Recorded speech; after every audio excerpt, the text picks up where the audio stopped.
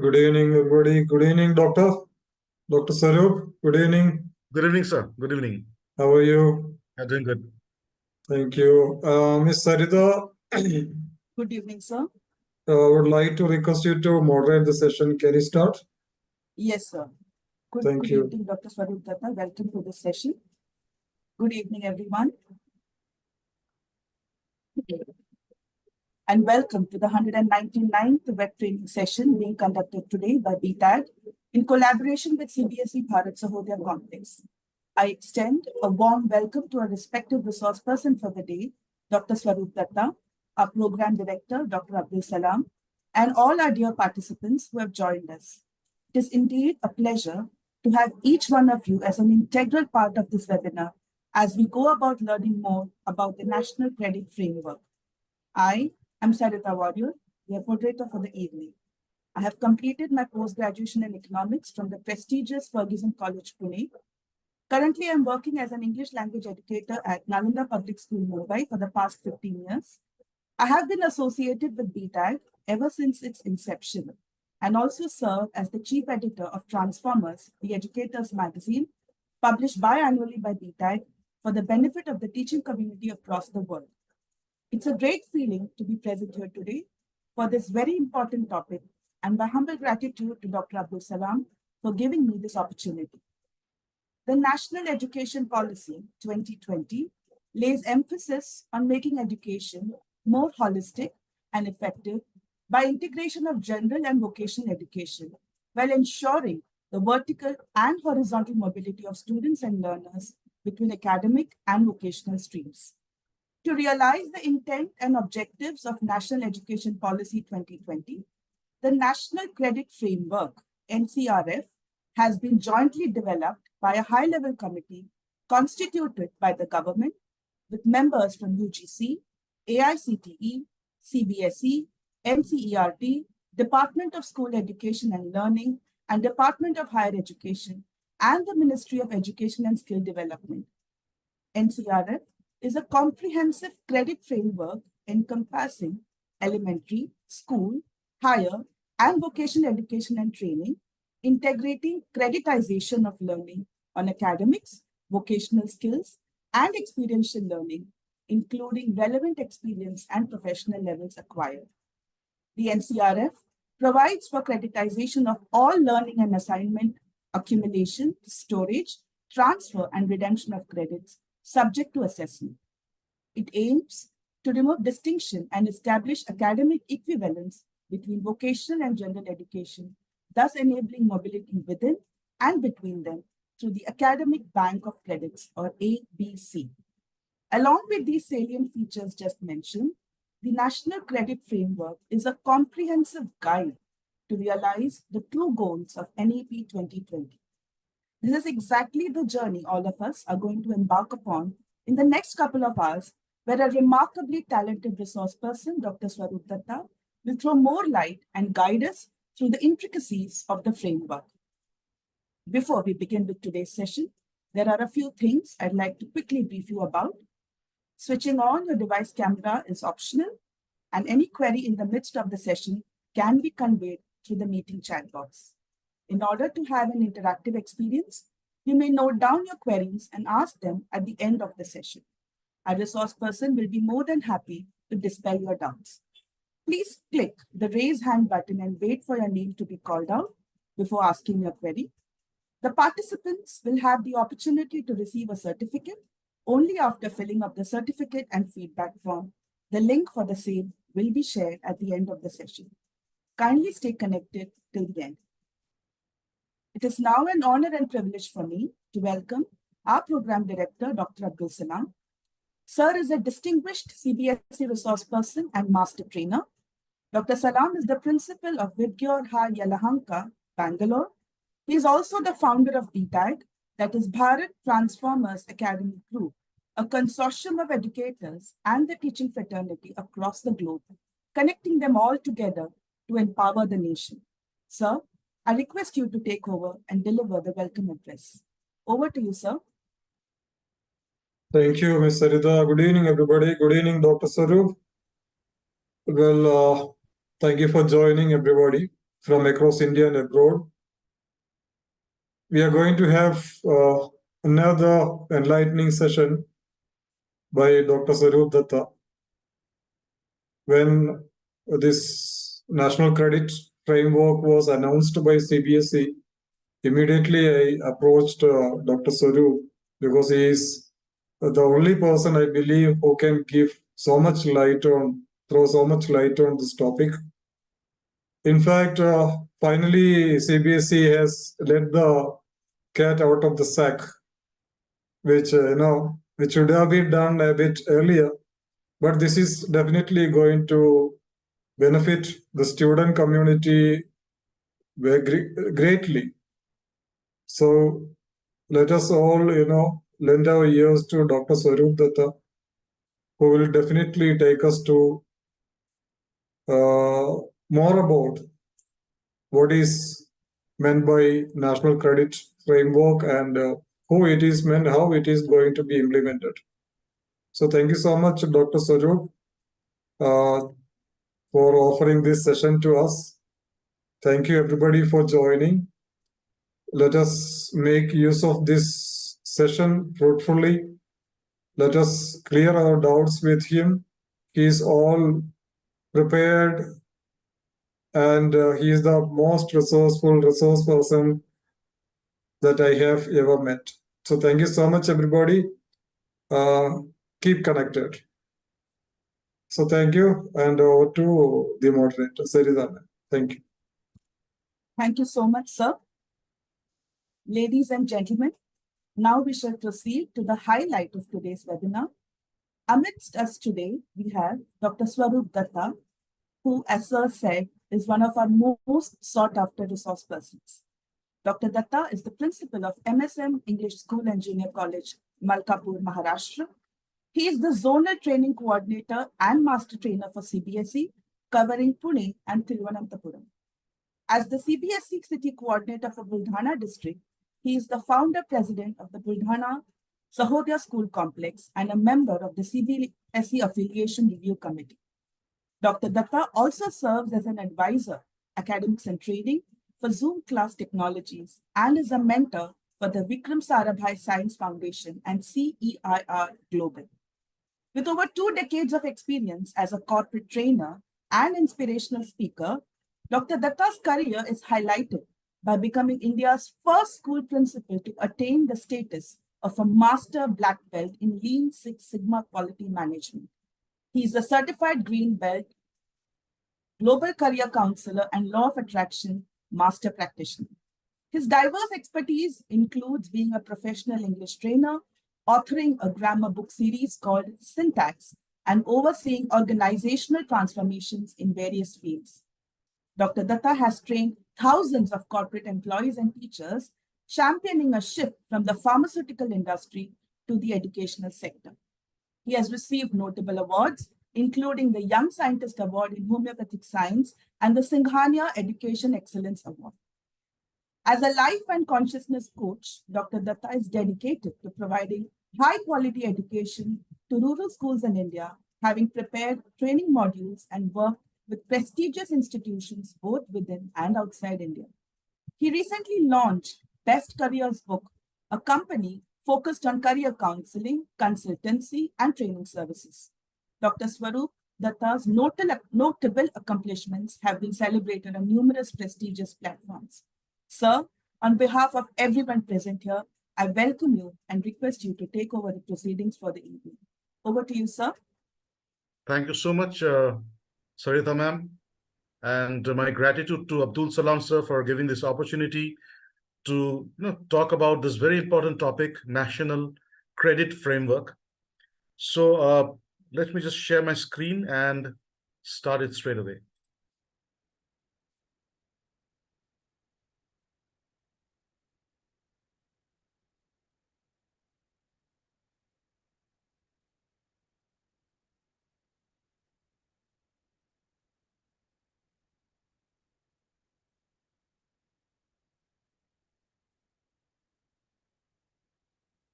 I hope my screen is visible to everyone. Yes, sir, it is. Right. So we start with this topic, National credit framework.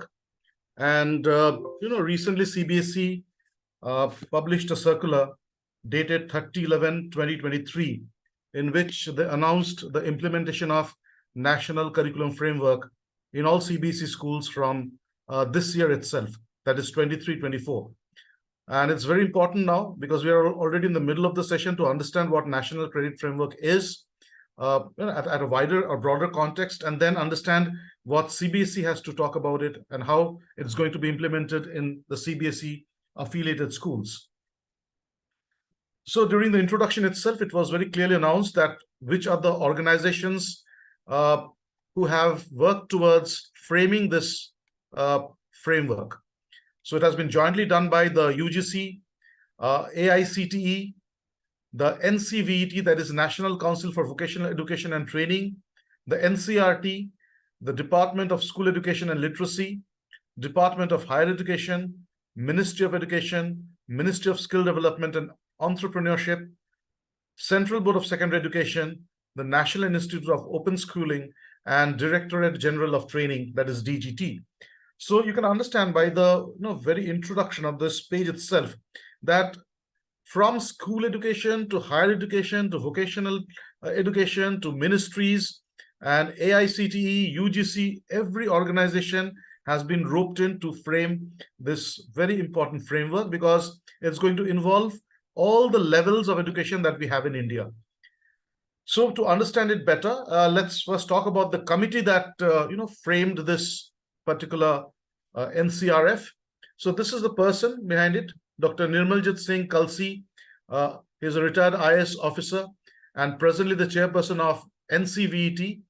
And even he was appointed as the chairperson for this high-level committee for the framing of the National Curriculum Framework. In fact, a few days back, I remember, it was not a few days, in fact, a few months back, a session was conducted by CBSE where Dr. Vishwajit Saha invited Dr. Kalsi to come over and address a group of principals on their YouTube channel.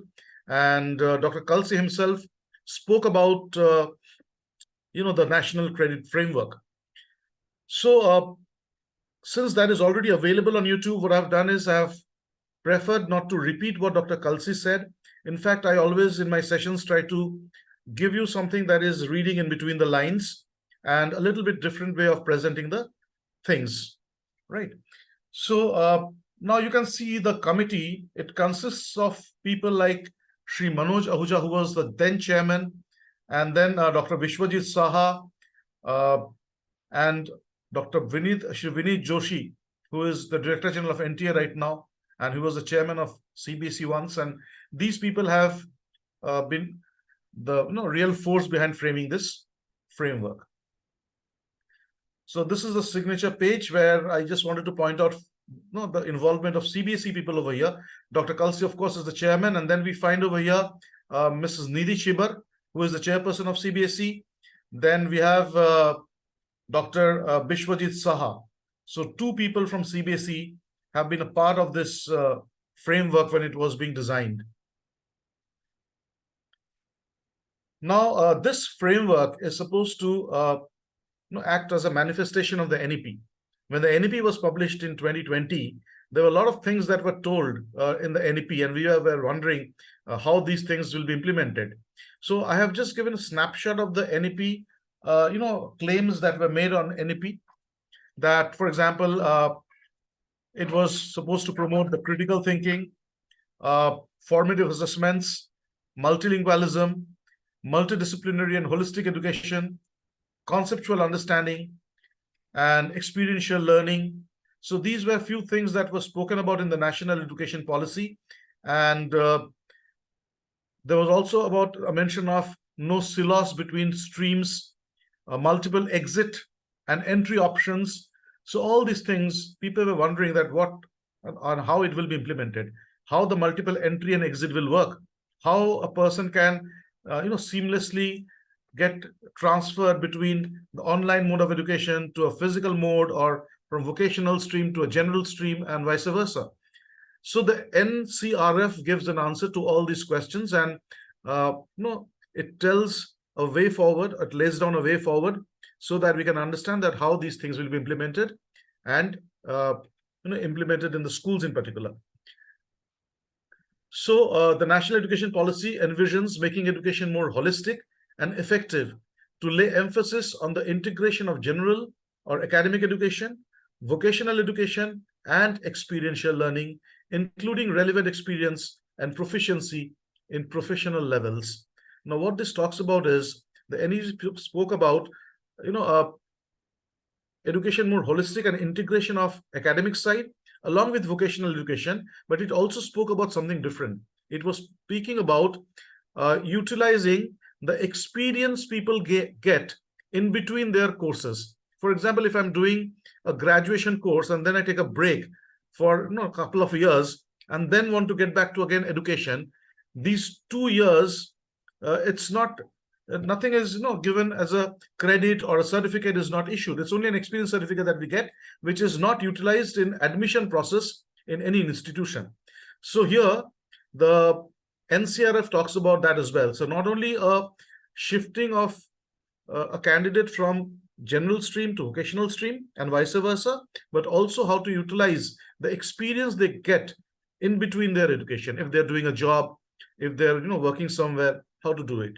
The second thing is the National Credit Framework has been jointly developed by UGC, AICT, NCVT, NIOS, CBSE, NCRT, DigiTree. So all these people have been a part of this policy.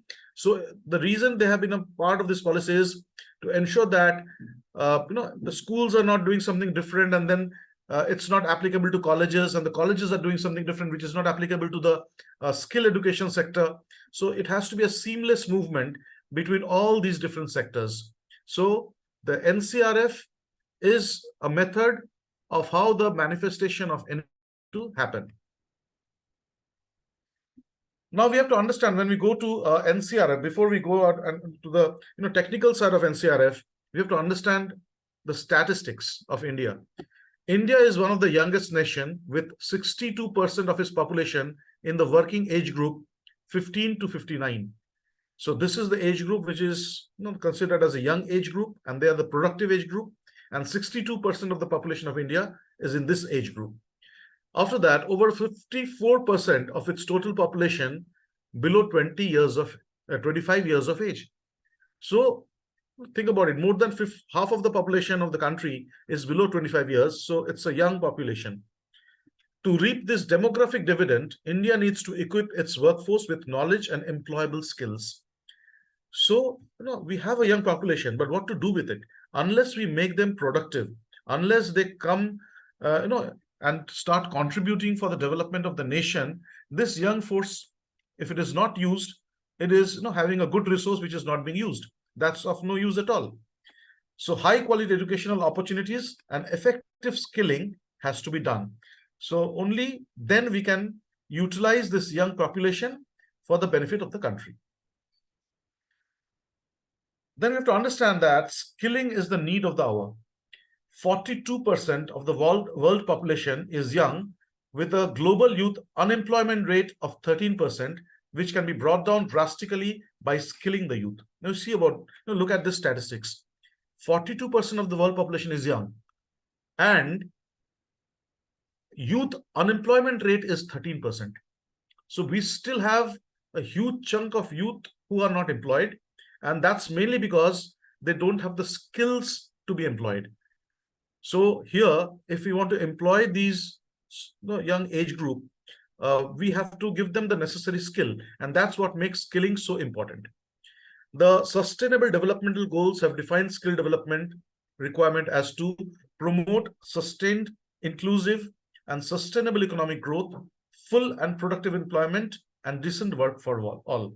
So we are talking about the Sustainable Developmental Goals, and in that, skilling has again been given a lot of importance, mainly because if we want to go for work for all, if we want to give employment to every youth, then skill or skilling is the solution.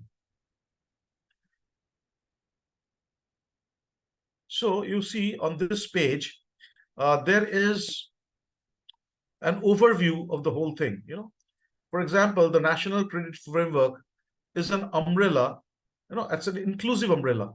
Why it's inclusive? Because it includes everything, from school education to higher education to vocational education, getting experience beyond the curriculum, and when not enrolled in certain courses.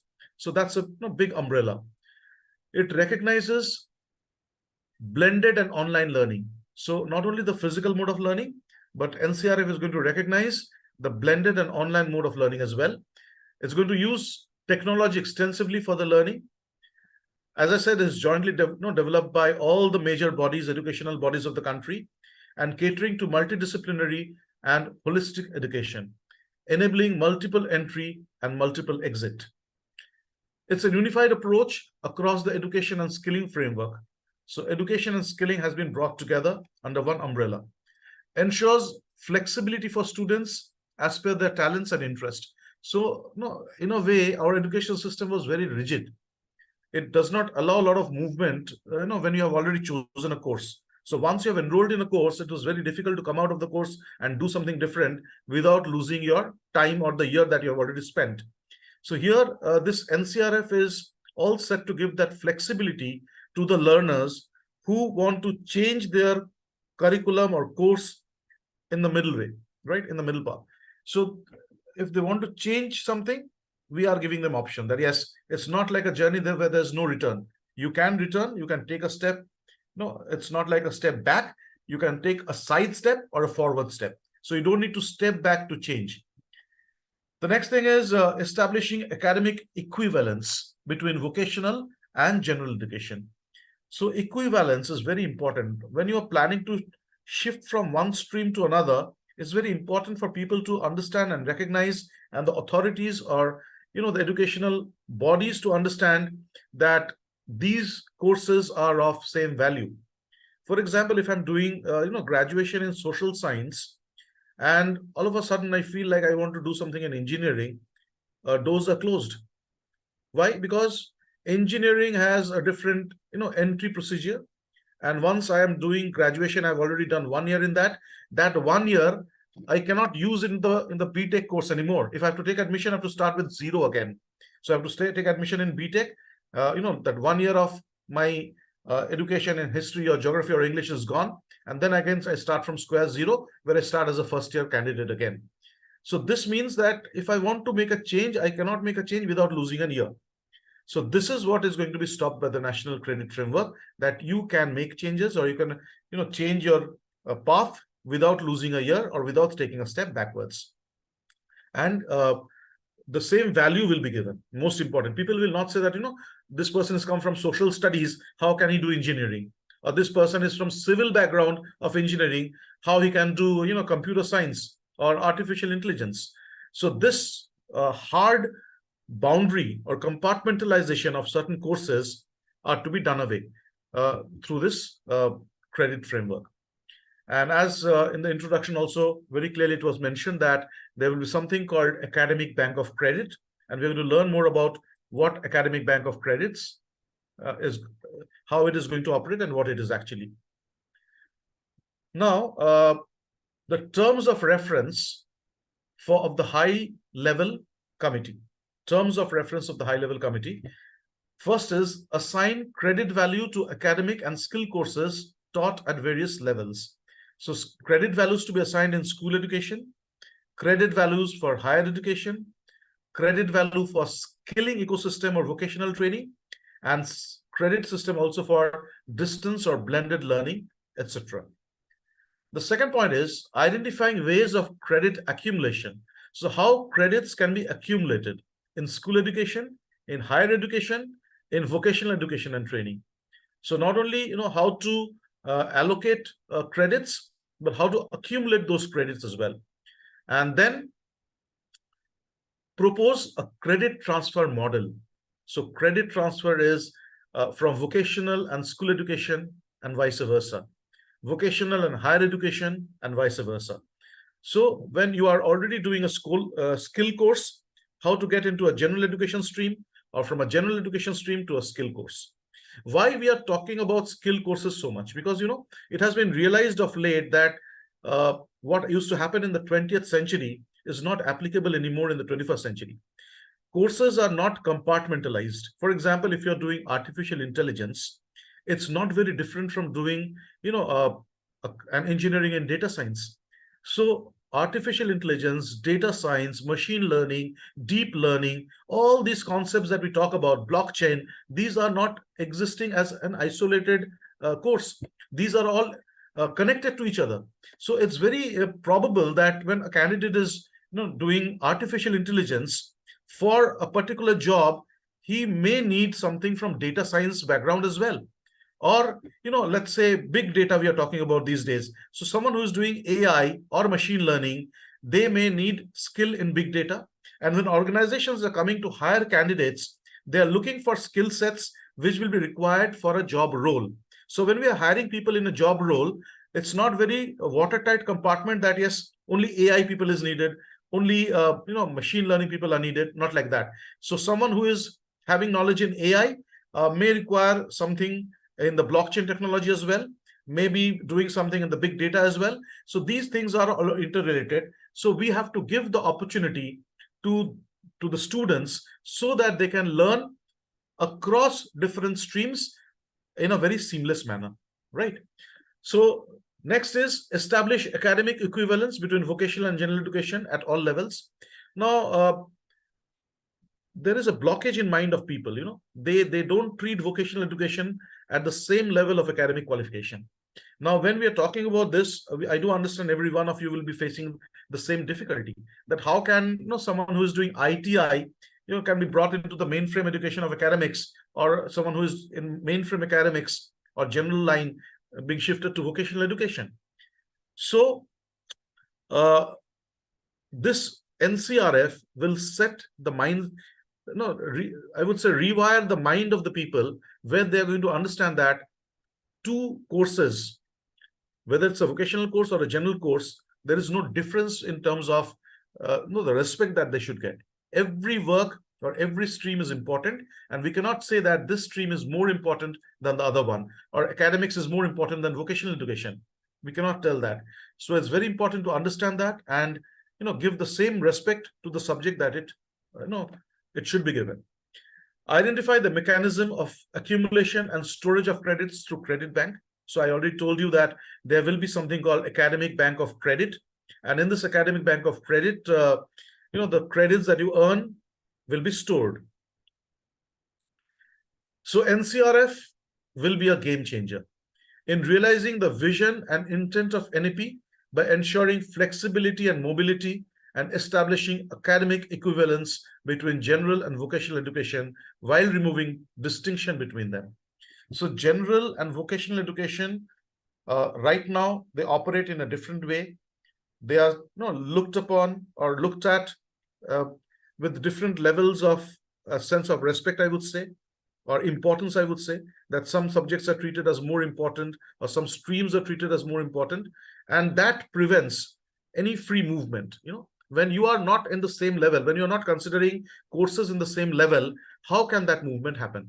So to make the movement happen properly, you have to understand that movement will happen at equal levels. So when one thing is over here and the other one is here, the easy movement cannot happen. So both have to be at the same level, and then the movement or interaction or intermingling of things will work. So as long as we see vocational education as not so important, this is not going to work out. So National Credit Framework has given a lot of importance to skilling, because skill is something that is going to stay. And so far, we were banking more on academic qualifications, the degrees and the master's degrees and the PhDs. So all these things were treated as more important than learning a skill. But right now in the 21st century, we know that skilling has become so important that we need to treat them with the same respect that we treat any academic qualification. So NCRF provides assignment, accumulation, storage, transfer, and redemption of credits. So we will learn about credits. So when I'm talking about credits, those who are new to this word credit, I'll tell you what a credit is in a short while. But understand that these credits can be assigned and accumulated and stored and redeemed. It's like a coin. Let's say you earn points when you spend money on credit card. When you use your credit card, you earn credit points. So these credit points you can redeem. The same thing is going to happen with your academics. When you're studying, you keep earning points.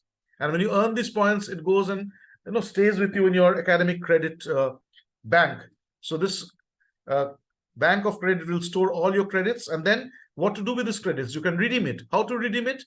You will enter in a different course when you're taking admission in a different course, and you can give these credits and take admission in that course, right? It's going to promote multidisciplinary education, empower students through flexibility in choice of courses, own learning trajectories and programs the children will be able to maintain. So empower students by giving or offering them flexibility of any movement anywhere. I'll give you a detailed overview of that when I go to the different charts that I'm going to present to you. And then own learning trajectories. Now, what does this mean? Own learning trajectory. Own learning trajectory means I will complete the course at my pace, whenever I can. So some children may be fast paced, they will complete it earlier, and some children may be slow paced, they will complete it a little later. But it's not about how much time you take to complete. It's more about do you have those required skills after completing the course? So we are shifting from the marks mindset, shifting from just an examination mindset to get marks, to an examination or an assessment where you earn competencies, or you demonstrate your competencies in those assessments. So if you're competent enough, you go to the next level. If you're not competent enough, you can continue in the same level and earn those competencies that we require. NCRF fully supports opportunities to catch up and re-enter education ecosystem. So many of the children who drop out, many young educators, this young college goers, I would say, they drop out from colleges. The students drop out from schools, and then to get back into mainstream education is again a big challenge. Now here, the National Credit Framework will give an opportunity to these children, these young learners, to get into education system back again in a seamless way. And whatever time they have spent outside the school, outside the college, that will also be taken into account. That time span will not go waste. Educational acceleration for students with gifted learning abilities and recognition of prior learning for workforce. Now, these two are very important things that I've highlighted in the board. Educational acceleration. What does this mean? I remember when I took the session on NEP, and when these bands were being spoken about, that the foundation stage, the preparatory stage, the middle stage, and the secondary stage, that time I just shared my opinion that I felt somewhere these bands will allow a vertical movement of a child beyond the seat hour in the school. For example, a gifted child may not require to sit an entire year to complete the course of English in a school, because that's designed that way. I can complete, as a learner, I can complete the course in, let's say, 4 months. So why do I require to stay back another 8 months when I've already completed the required competency level at that particular grade? And why you are not allowing me to go higher up? So in the national education policy, when we gave this band of foundation, preparatory, middle school, that time itself, in my webinar, I shared with the educators that I'm getting a gut feeling that somehow this acceleration will be allowed. And National Credit Framework has done exactly that.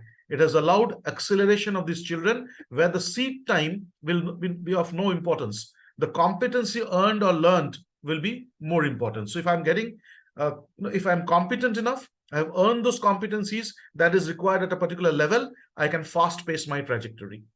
At the same time, recognition of prior learning. So what is prior learning?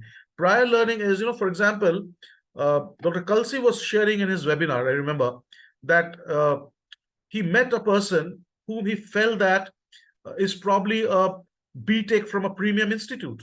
And then he learned that he has not done any formal education at all. This person knows the skill by virtue of, having a family business in that particular domain. So he had a family business. He has not done any formal education. And when the job required someone to come and deliver, this was the person who came and delivered. Examples are also given that policemen these days, or the cyber crime cell, they use the service of these young hackers. These young hackers are not even qualified. Some of them have not even 10th standard pass. And then the police force is using their skill to track the criminals.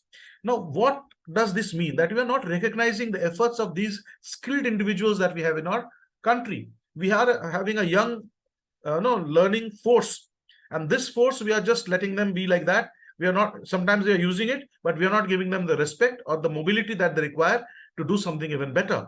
So here, a recognition of prior learning, if you have learned something from family business, you have learned something from your daily work that you do, you have maybe not taken formal education, but still you can earn credits with the virtue of your prior knowledge. Then integration, progression, and mobility into formal education ecosystem from a non-formal and informal methods. So formal education is the institutions that we talk about, the schools, the colleges. The non-formal educations are, it's not like, let's say, these are still organized, but these are not formal educational bodies.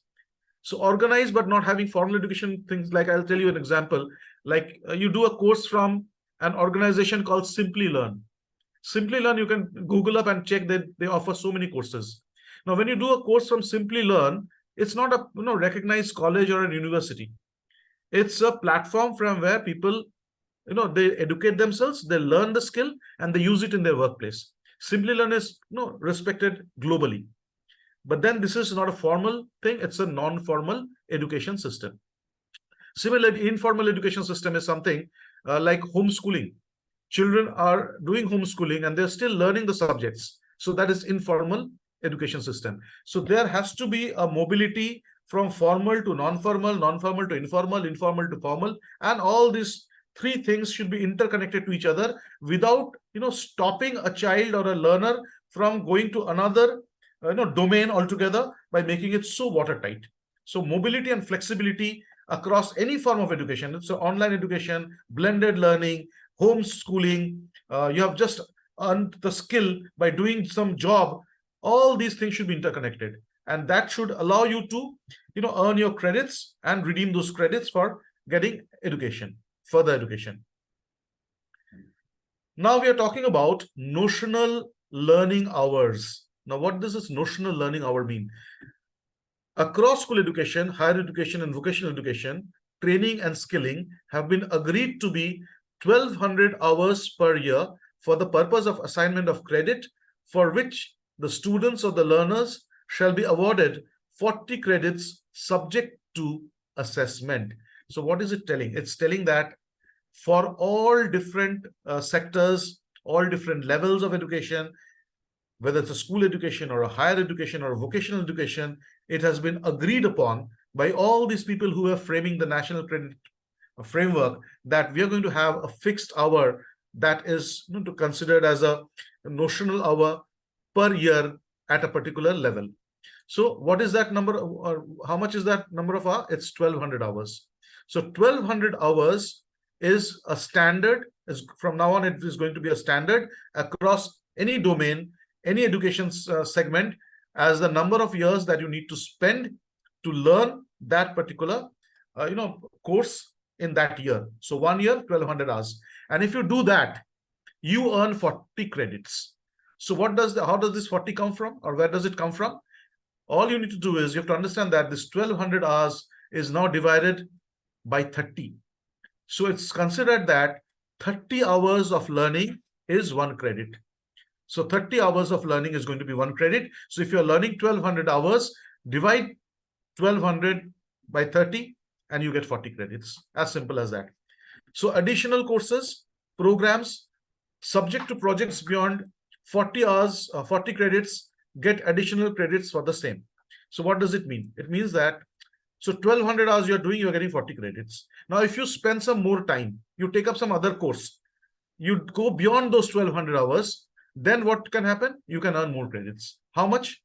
For every 30 hours, you get 1 more credit. So 1,200, 40 credits, 1,230, 41 credits, 1,260, 42 credits, and so on, right? So for every 30 hours, 1 credit point is, or 1 credit is earned. Additional courses programs will help you to earn additional credits, and no hard separation between different areas of learning.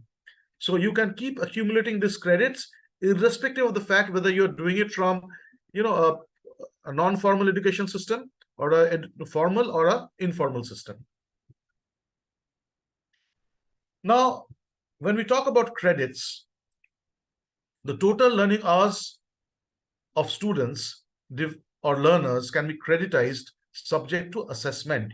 Now, you can get a credit not only by spending that 1200 hours in the classroom or outside the classroom. This 1200 hours has to be assessed. Unless there is an assessment, the credit will not be issued. So it's not only about spending 1200 hours to earn a credit, but it's also about getting assessed. And when you are passing that assessment, passing the assessment basically means you are demonstrating your competency at that particular level, you earn the credits. So the NCRF credits for 2 courses or qualifications or programs may be added to each other and accumulated in academic bank of credit if these are earned in the same assessment band, subject to the guidelines of the respective regulators. So again, it is said that if you are doing 2 different courses and 2 different courses are of the same band, I'll show you what a band is, what a level is when we go to the chart. So every education, let's say class 5 has a band, class 6 has a band, class 10 has a band, class 12 has a band, graduation has a band. So all these different layers of education, or I would say levels of education, they have been assigned bands. So if you're doing a course from one band and another course from another institute of the same band level, you can merge those credits and accumulate that in your ABC. Now you see, when I was talking about bands, what I really meant, right? For school education are up to level 4. So you see, this is the pyramid, the inverted pyramid. So preschool is level 1, class 6 to 8 is level 2, class 9 and 10 level 3, class 11 and 12 level 4, UG first year and UG second year level 5, UG third year and UG fourth year, that is undergraduation, it's level 6. Then PG first year and PG second year is level 7 and PhD is level 8. So all these levels have been assigned to different courses starting from preschool to PhD. So PG to PG, let's say playgroup to PhD. So for higher education, the NCRF level will be assigned for 4.5 to level 8. So undergraduate level is 4.5, 5, 5.5 and 6. So you see, for every year, 0.5 is getting increased. So undergraduate level, year 1 is 4.5, year 2, 5, year 3, 5.5, year 4, 6.0. So for every year, 0.5 credit level is getting increased. And in post-graduation, so after 6, it goes to 6, 6.5 and 7. And then PhD, it's directly a jump from 7 to 8, right? So vocational education and training also has been assigned the levels, and this level is also from 1 to 8. So you see, this is general education. In general education, the levels are from level 1 to level 8. Similarly, in vocational education also, the levels are from level 1 to level 8. So there are 8 levels that are going to be there. Total credit points. So what are these credit points? Total credit points earned by students in a particular year could be obtained by multiplying credits earned with the NCRF level at which the credits have been earned. Now, I understand it's becoming a little abstract for you. When I'm going to go to the next chart, everything will be crystal clear. So what it's telling is that credit points can be earned by multiplying the credit with the level. The credit points may be redeemed as per the guidelines issued in this regard for entry of admission in school, higher or technical or vocational education programs, courses at multiple levels, enabling horizontal and vertical mobility with various learners, entry and exit options. So here we will also see how the redemption of the credits are going to happen and how horizontal and vertical movement is going to take place. Now, all that I was talking about is now going to be demonstrated over here in this particular chart. Look at this chart very carefully and see what are the headings, academic bands or hours of learning per year. It starts from, like this preschool, you can see, right? Sorry. you can see right at the bottom. Just give me 1 minute. Let me see if I can hide my control.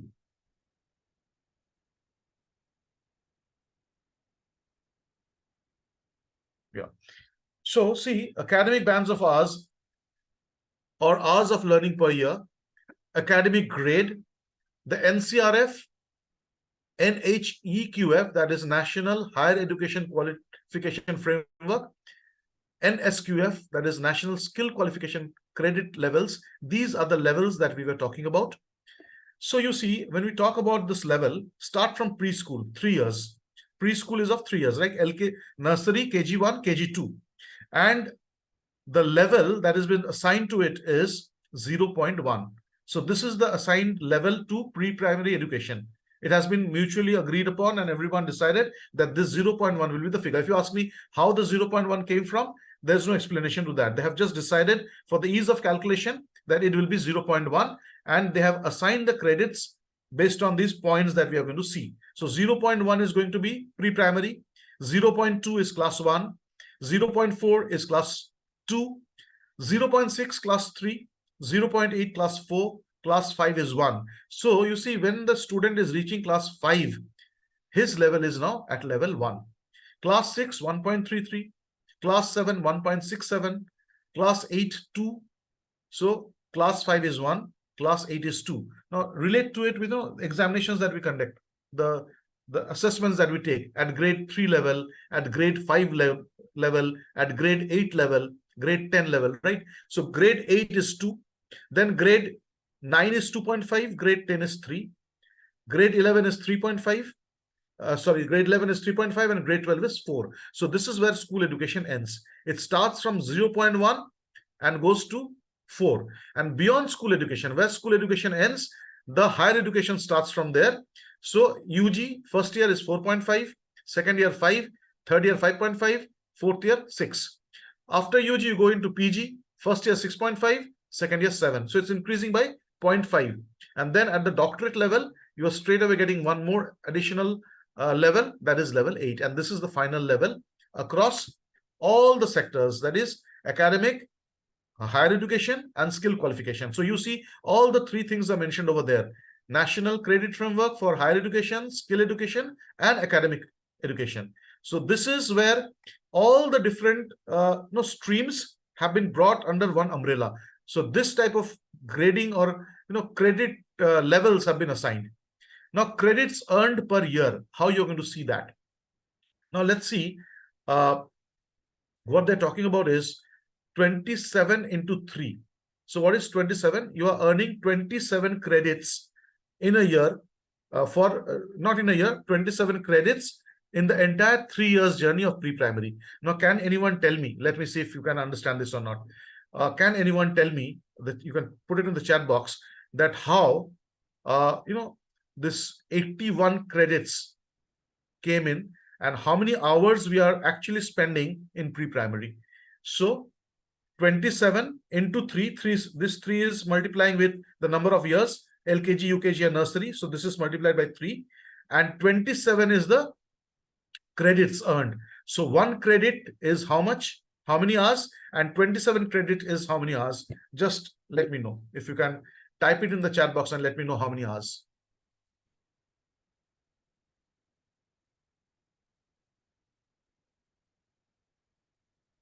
Let's see if you can answer it. I'm just waiting for it.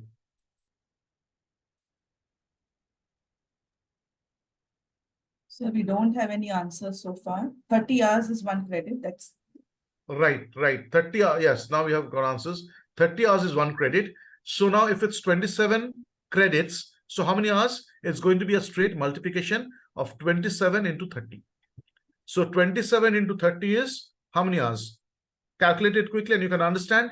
This is, the number of hours that is spent in pre-primary each year. So 27 multiplied by 30 is 810. 810 hours each year, and then multiplied by 3 is 81 credits. Now what we have done is 81 credits now multiply with the level. 81 credits earned in pre-primary multiply with the level. So 81 into 0.1.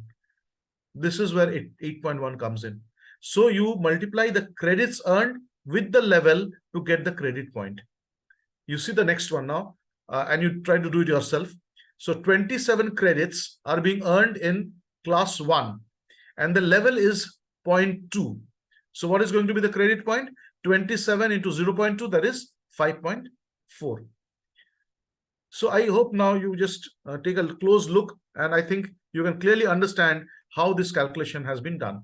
So the level multiplied with the credits earned in that particular class will add, multiplied will go to the total credit points.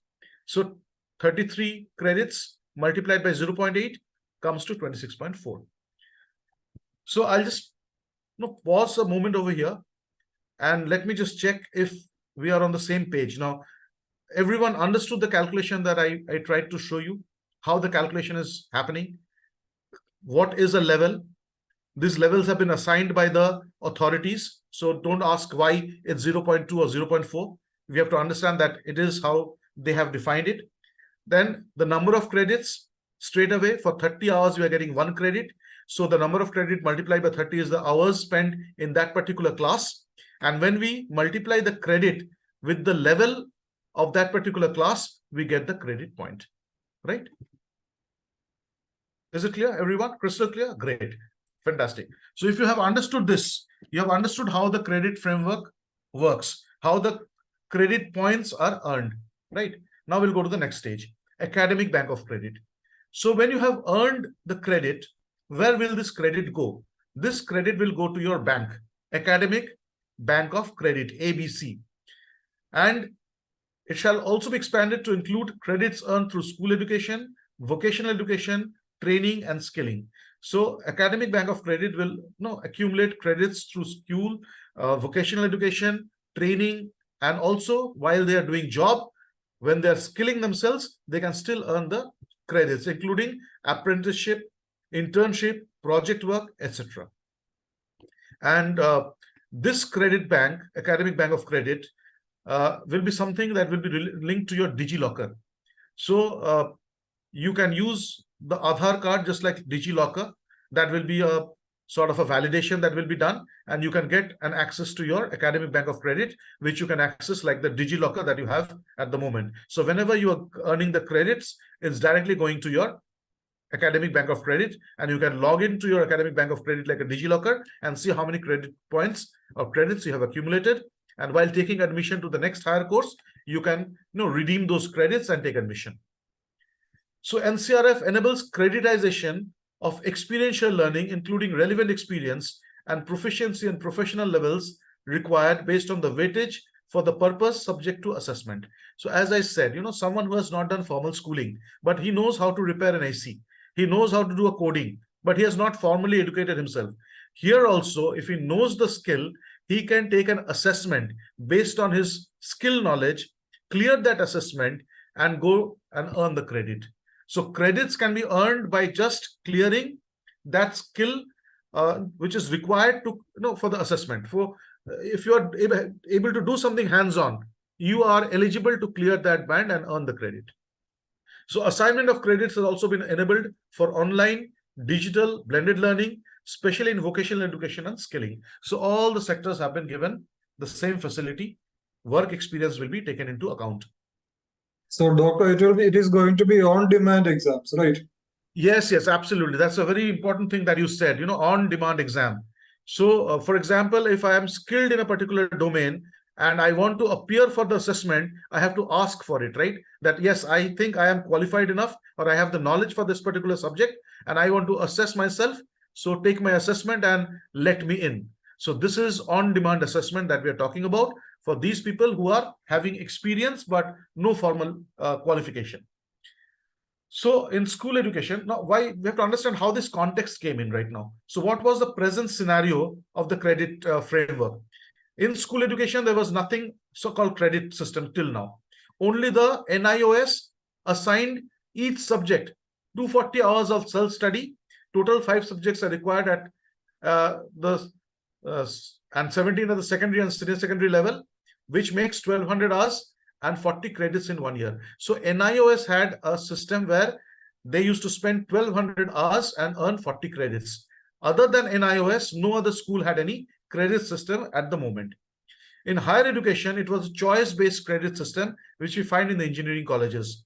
So different engineering colleges, they have this flexible credit system, fully flexible credit system, where they can choose the subject and accumulate the credit based on the subjects that they choose. Third is the skill assessment metrics from vocational advancement of youth. So this is called Samavaya. You can take the abbreviation skills, S from skill, A from assessment, and so on. So skill assessment matrix for vocational advancement of youth. It was launched in 2014, November 2014, and it gives a framework for the NSQF, that is the National Skill Qualification Framework. That is how Samavaya has also had his own credit system. So by looking at this page, you can understand NIOS has a different credit system. The higher education has a different credit system. The Samavaya has a different credit system. So when these credit systems are so different from each other, there is no possibility of migration from one to the other one. So that is what paved the way for the National Credit Framework to allow that movement to happen from one domain to other. Because the credit system, if it's different in different domains, movement cannot happen. So Samavaya breakup is something like this. For theory, 1 credit is 15 hours, and in practicals, 1 credit is 30 hours. And in experiential learning, 1 credit is 40 to 45 hours. That is how Samavaya used to have it, the credit framework for Samavaya. So the new framework that is being designed has been influenced by all these things, how the credit system was running in the country. They have taken in inputs from all these things and designed on their own something new. So UGC guideline again, it was said that for providing skill-based education under National Skill Qualification Framework, skill component would have been 60 to 70% and general education component 30 to 40%. That is how UGC defined it, that if you are planning to do a course and it's a skill course, 60 to 70% practical class, 30 to 40% will be soft skill, communication skill, digital skills, and so on. So you see, these things are or were so different from each other that was not allowing them to come under one umbrella. Next.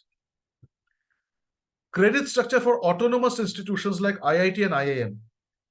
Institutions like IITs and IIMs in India are autonomous, and each institute implements its own credit system, which broadly follow the similar system across all the institutes of IIT with a little difference. Semester-based credit system of study is evident in these institutions. Flexibility is allowed to students to progress at an optimum pace suited to their ability and convenience. So Indian Institute of Technology, Indian Institute of Management, they offer some level of flexibility to the students. Now you must be wondering why I am telling you these things, because we are talking about a CBSE circular. We are all school educators, but knowing only a part of the thing will not really help. If you have to understand the entire credit framework, you have to understand what goes beyond the school. Then only we can guide our children properly. If we do not know what is the credit system beyond the school education, then if a child asks that what I'm going to do in the future, can I drop out from 8th and do an ITI course? We are not in a position to guide the child. So when these questions will come, that can I do a ITI course after dropping from class 8? We can guide him that yes, you still have a way, or these many credit points you can earn, and you can come back to grade 11, back to the school again this way. So we have to have a thorough knowledge of how this works. And even in the higher education sectors like IIT and IIM. So NSQF is anchored in National Council for Vocational Education and Training. So NSQF is influenced and anchored by the NCVT. The NSQF initially had 10 levels, but now revised to 8 levels. Now, why it is revised to 8 levels? You can understand very well. Academic band has 8 levels, so the skill band also need to have 8 levels now. The NSQF is based on outcome-based approach, wherein each level is defined and described in terms of competency level that are to be achieved. So every level has a competency that has to be achieved, and skill framework has 8 levels, academic band has 8 levels. So the need for the National Credit Framework, the National Education Policy 2020 lays emphasis on the integration of general education, vocational education, training and skilling with provision of seamless horizontal and vertical mobility. So this is being allowed by the NCRF. This will lead to removal of distinction between general and vocational education, training and skilling, while at the same time enable establishing academic equivalence between the two. Now, I hope you can understand now why CBSE is paying so much importance for choosing vocational subjects from grade 6 onwards. Earlier, it was only 9th and 10th. Some schools used to choose the vocational subjects, and the purpose of choosing vocational subject was that in case the child fails in any of the 3 subjects of social, science, or maths, they can still pass the board exam if they take a skill subject. That is why most of the schools, they started choosing the skill subjects like IT or AI and things like that. But right now, you have to understand that though that is one advantage of choosing a skill subject in school, but the bigger advantage is that tomorrow the world is going to be operated by these skill courses. It can be a 6-month course, it can be a 1-year course, it can be a 3 months course. So unless and until we give a flexibility to our learners, they will not be able to do these courses and acquire the skill. The integration would also lead to emphasizing the dignity of labor and importance of various vocations. Now, we are not giving the dignity of labor in our country as such. Still in India, parents want their children to be doctors and engineers. Those who are not planning to become doctor and engineers, chartered accountant, IPS, IAS, these are only few careers that parents want their children to be in. And that has created a very, unequal shift of the learners from different domains to only towards one particular domain. And you can see how these competitive exams are now becoming a stress factor for our children. These competitive exams are preventing our children to coming to schools these days. I think every school leader will agree with me now that when these children are in 11th and 12th, they almost convert the schools into a dummy school.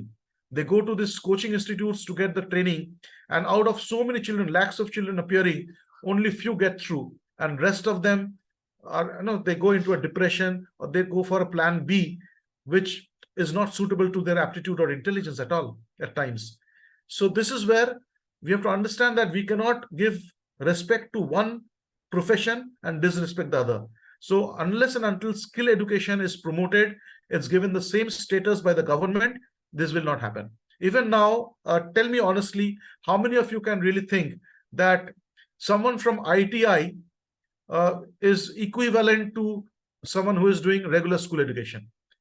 Someone is doing ITI after grade 8 and someone who's doing grade 9 and 10 appearing for the board exam. In our mind, we have this blockage somewhere that no, they are not equal. Someone who's doing ITI is inferior. So this thing has to be broken, and the next level is to be like everyone is equal. Once the government gives the importance, slowly we will discuss a few times. We will have our own objections, mental blockages, but ultimately after a few years, everyone will accept, yes, things are equal. So advantages of NCRF is removal of hard separation between education streams, establishing equivalence between general and vocational education, mobility between and within the general education and vocational education, so movement from one stream to another one, multiple layer of entry and exit, integration and intermingling of education, enabling creditization of learning for students with varying learning capacities. So some fast students can fast pace their learning, and someone who is a slow learner can slow pace their learning and still get the credits, and enable provision for recognition of prior learning. Now we have to understand what constitutes the learning hours. Now we are talking about 1200 hours per year. So what this 1200 hours comprises of: classroom teaching learning hours, tutorials. Number 2 is lab work, practical, innovation labs, projects, incubation labs. Number 3, yearly and half-yearly examinations. It's not like only the teaching hour is added to those 1200 hours. If the child is taking an assessment, it's still adding to that hour. Whatever the child is doing in the school and beyond the school, it's going to add to that hour. So yearly examinations, class test, quiz, other assessment, it's going to add to that hour, right? Activities as a part of the curriculum, structured, leading to experiential learning, like relevant experience and proficiency, professional levels, performing arts, fine arts, music, handicraft, traditional heritage work. So no, think about a child who is studying in your school, good in pottery, good in mural art. Now, we do not give any credit to that particular child except oral appreciation. Right, he is a good artist, or he is making some good pieces of art. But right now, what this NCRF is talking about is, with the virtue of his skill, he should earn credits which he can redeem. Right? Then debate and discussion, essay writing, recitation, story writing, all these things will add to the 1200 hours. Celebration of festivals in institutes like 15th August, 26th Jan, going to add to that credit hour. 1200 hour includes all these things. Music performance, drama, self-defense classes, value education, career counseling sessions, and also competitions like hackathons and Olympiads. So someone who was doing exceedingly well in your Olympiad exams, we did not know how to, give credit to that particular child in the school, except that he's getting a medal or a certificate from that Olympiad body. But what happens to his performance on his report card? Is it reflecting in the report card? No. So this NCRF is now talking about that even the Olympiad scores can reflect in the credit cards, report cards. Next, what constitutes learning hours? Again, sports, games, physical activity, yoga, life skills based on education like employment skills, social and community work, like adult education, being attached with an NGO. Then the bagless days, field visits organized by the institutions, vocational education training, skilling, minor and major projects, work assignments, field visits, projects, industry attachment by institutions. So your school takes a child to a dairy farm, or let's say a steel factory, and some sort of learning happens over there. Those number of hours will also be counted in that 1200 hours of learning. Internship and apprenticeship hours, on-job training and experiential learning. So whatever the child is doing professionally, hands-on learning will add. Programs offered through blended online or digital learning. So if a child is doing something, let's say studying in your school and also doing Byju's, so that also will be adding to that 1200 hours, right? Or your school is running an online course, some learning management system software is there for the school, and the child is going back home and spending some time on that software, that also can be added to that 1200 hours, or this 1200 hours will include that also as well. So self-study, home assignment, only for open schooling or out of school students. Self-study is not given credit in the school education except for NIOS. So home assignment and self-study is given credit in open schooling, not in the regular schools or physical schools. Any other type of learning as may be notified by the regulators concerned. So any type of learning that is happening when the child is in school is going to add up and frame that 1200 hours per year that we are talking about. Now, multiple entry and multiple exit option. What does this mean? In case of multiple exit option, the students may require undertaking additional exit module over and above the 40 credits of learning undertaken, as will be prescribed by the concerned regulator. Now, if you see the example that is given down, you will understand that. A student clearing the assessment of first year UG programs and pursuing regular education moves to second year UG will be awarded 40 credits for first year of UG education. So 1 year I've completed in my graduation, the first year of graduation, I earn 40 credits, go to the second year. Now look at this second option. A student desirous of exiting after the first year of graduation will require to undertake an exit module of 4 credits subject to achieving the prescribed learning outcomes determined by successful assessment before being awarded UG certificate. The total credits earned by this student learner in this case will be 44. What is the meaning of this? I am going from first year to second year. I earn 40 credits and go to the second year. When I am planning to exit after my first year graduation, I'm planning an exit.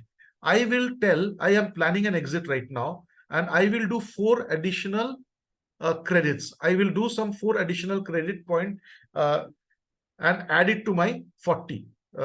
This balance of 40 credits. So 4 credit means 4 into 30.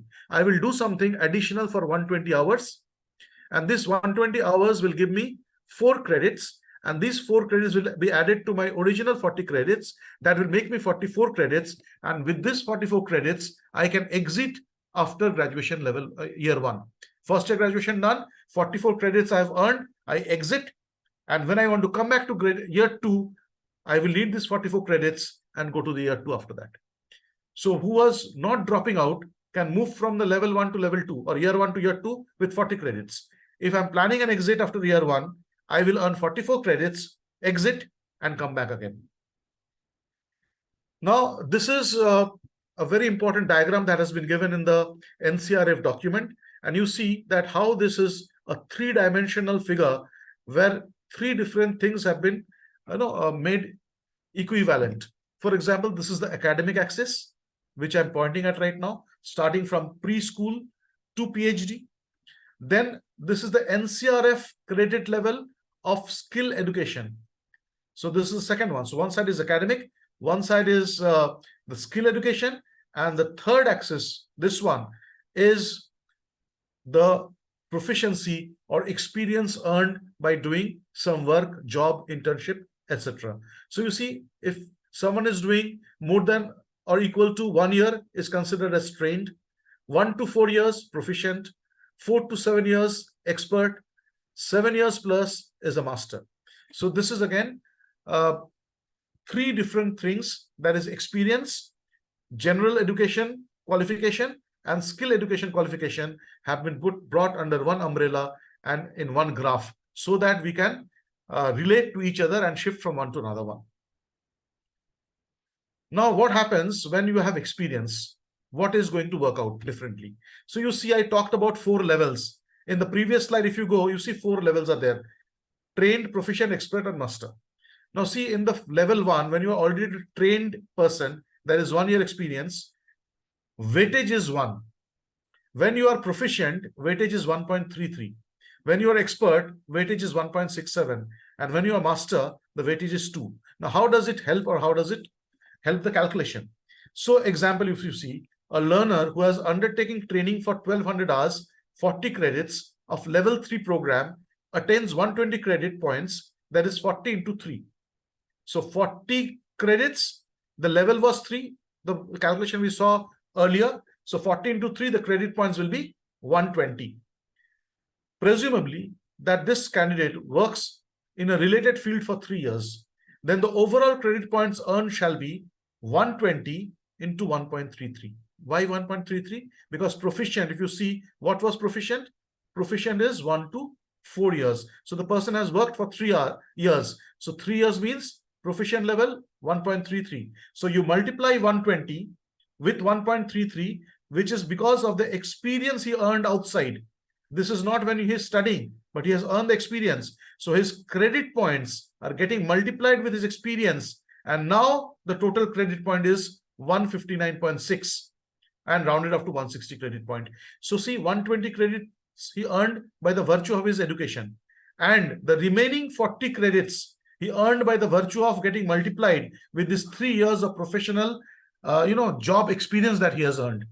So now you can see very well that if you're doing a job, even after completing a course, your credits will get multiplied by multiplying with this weightage that has been given to different years of experience that you get.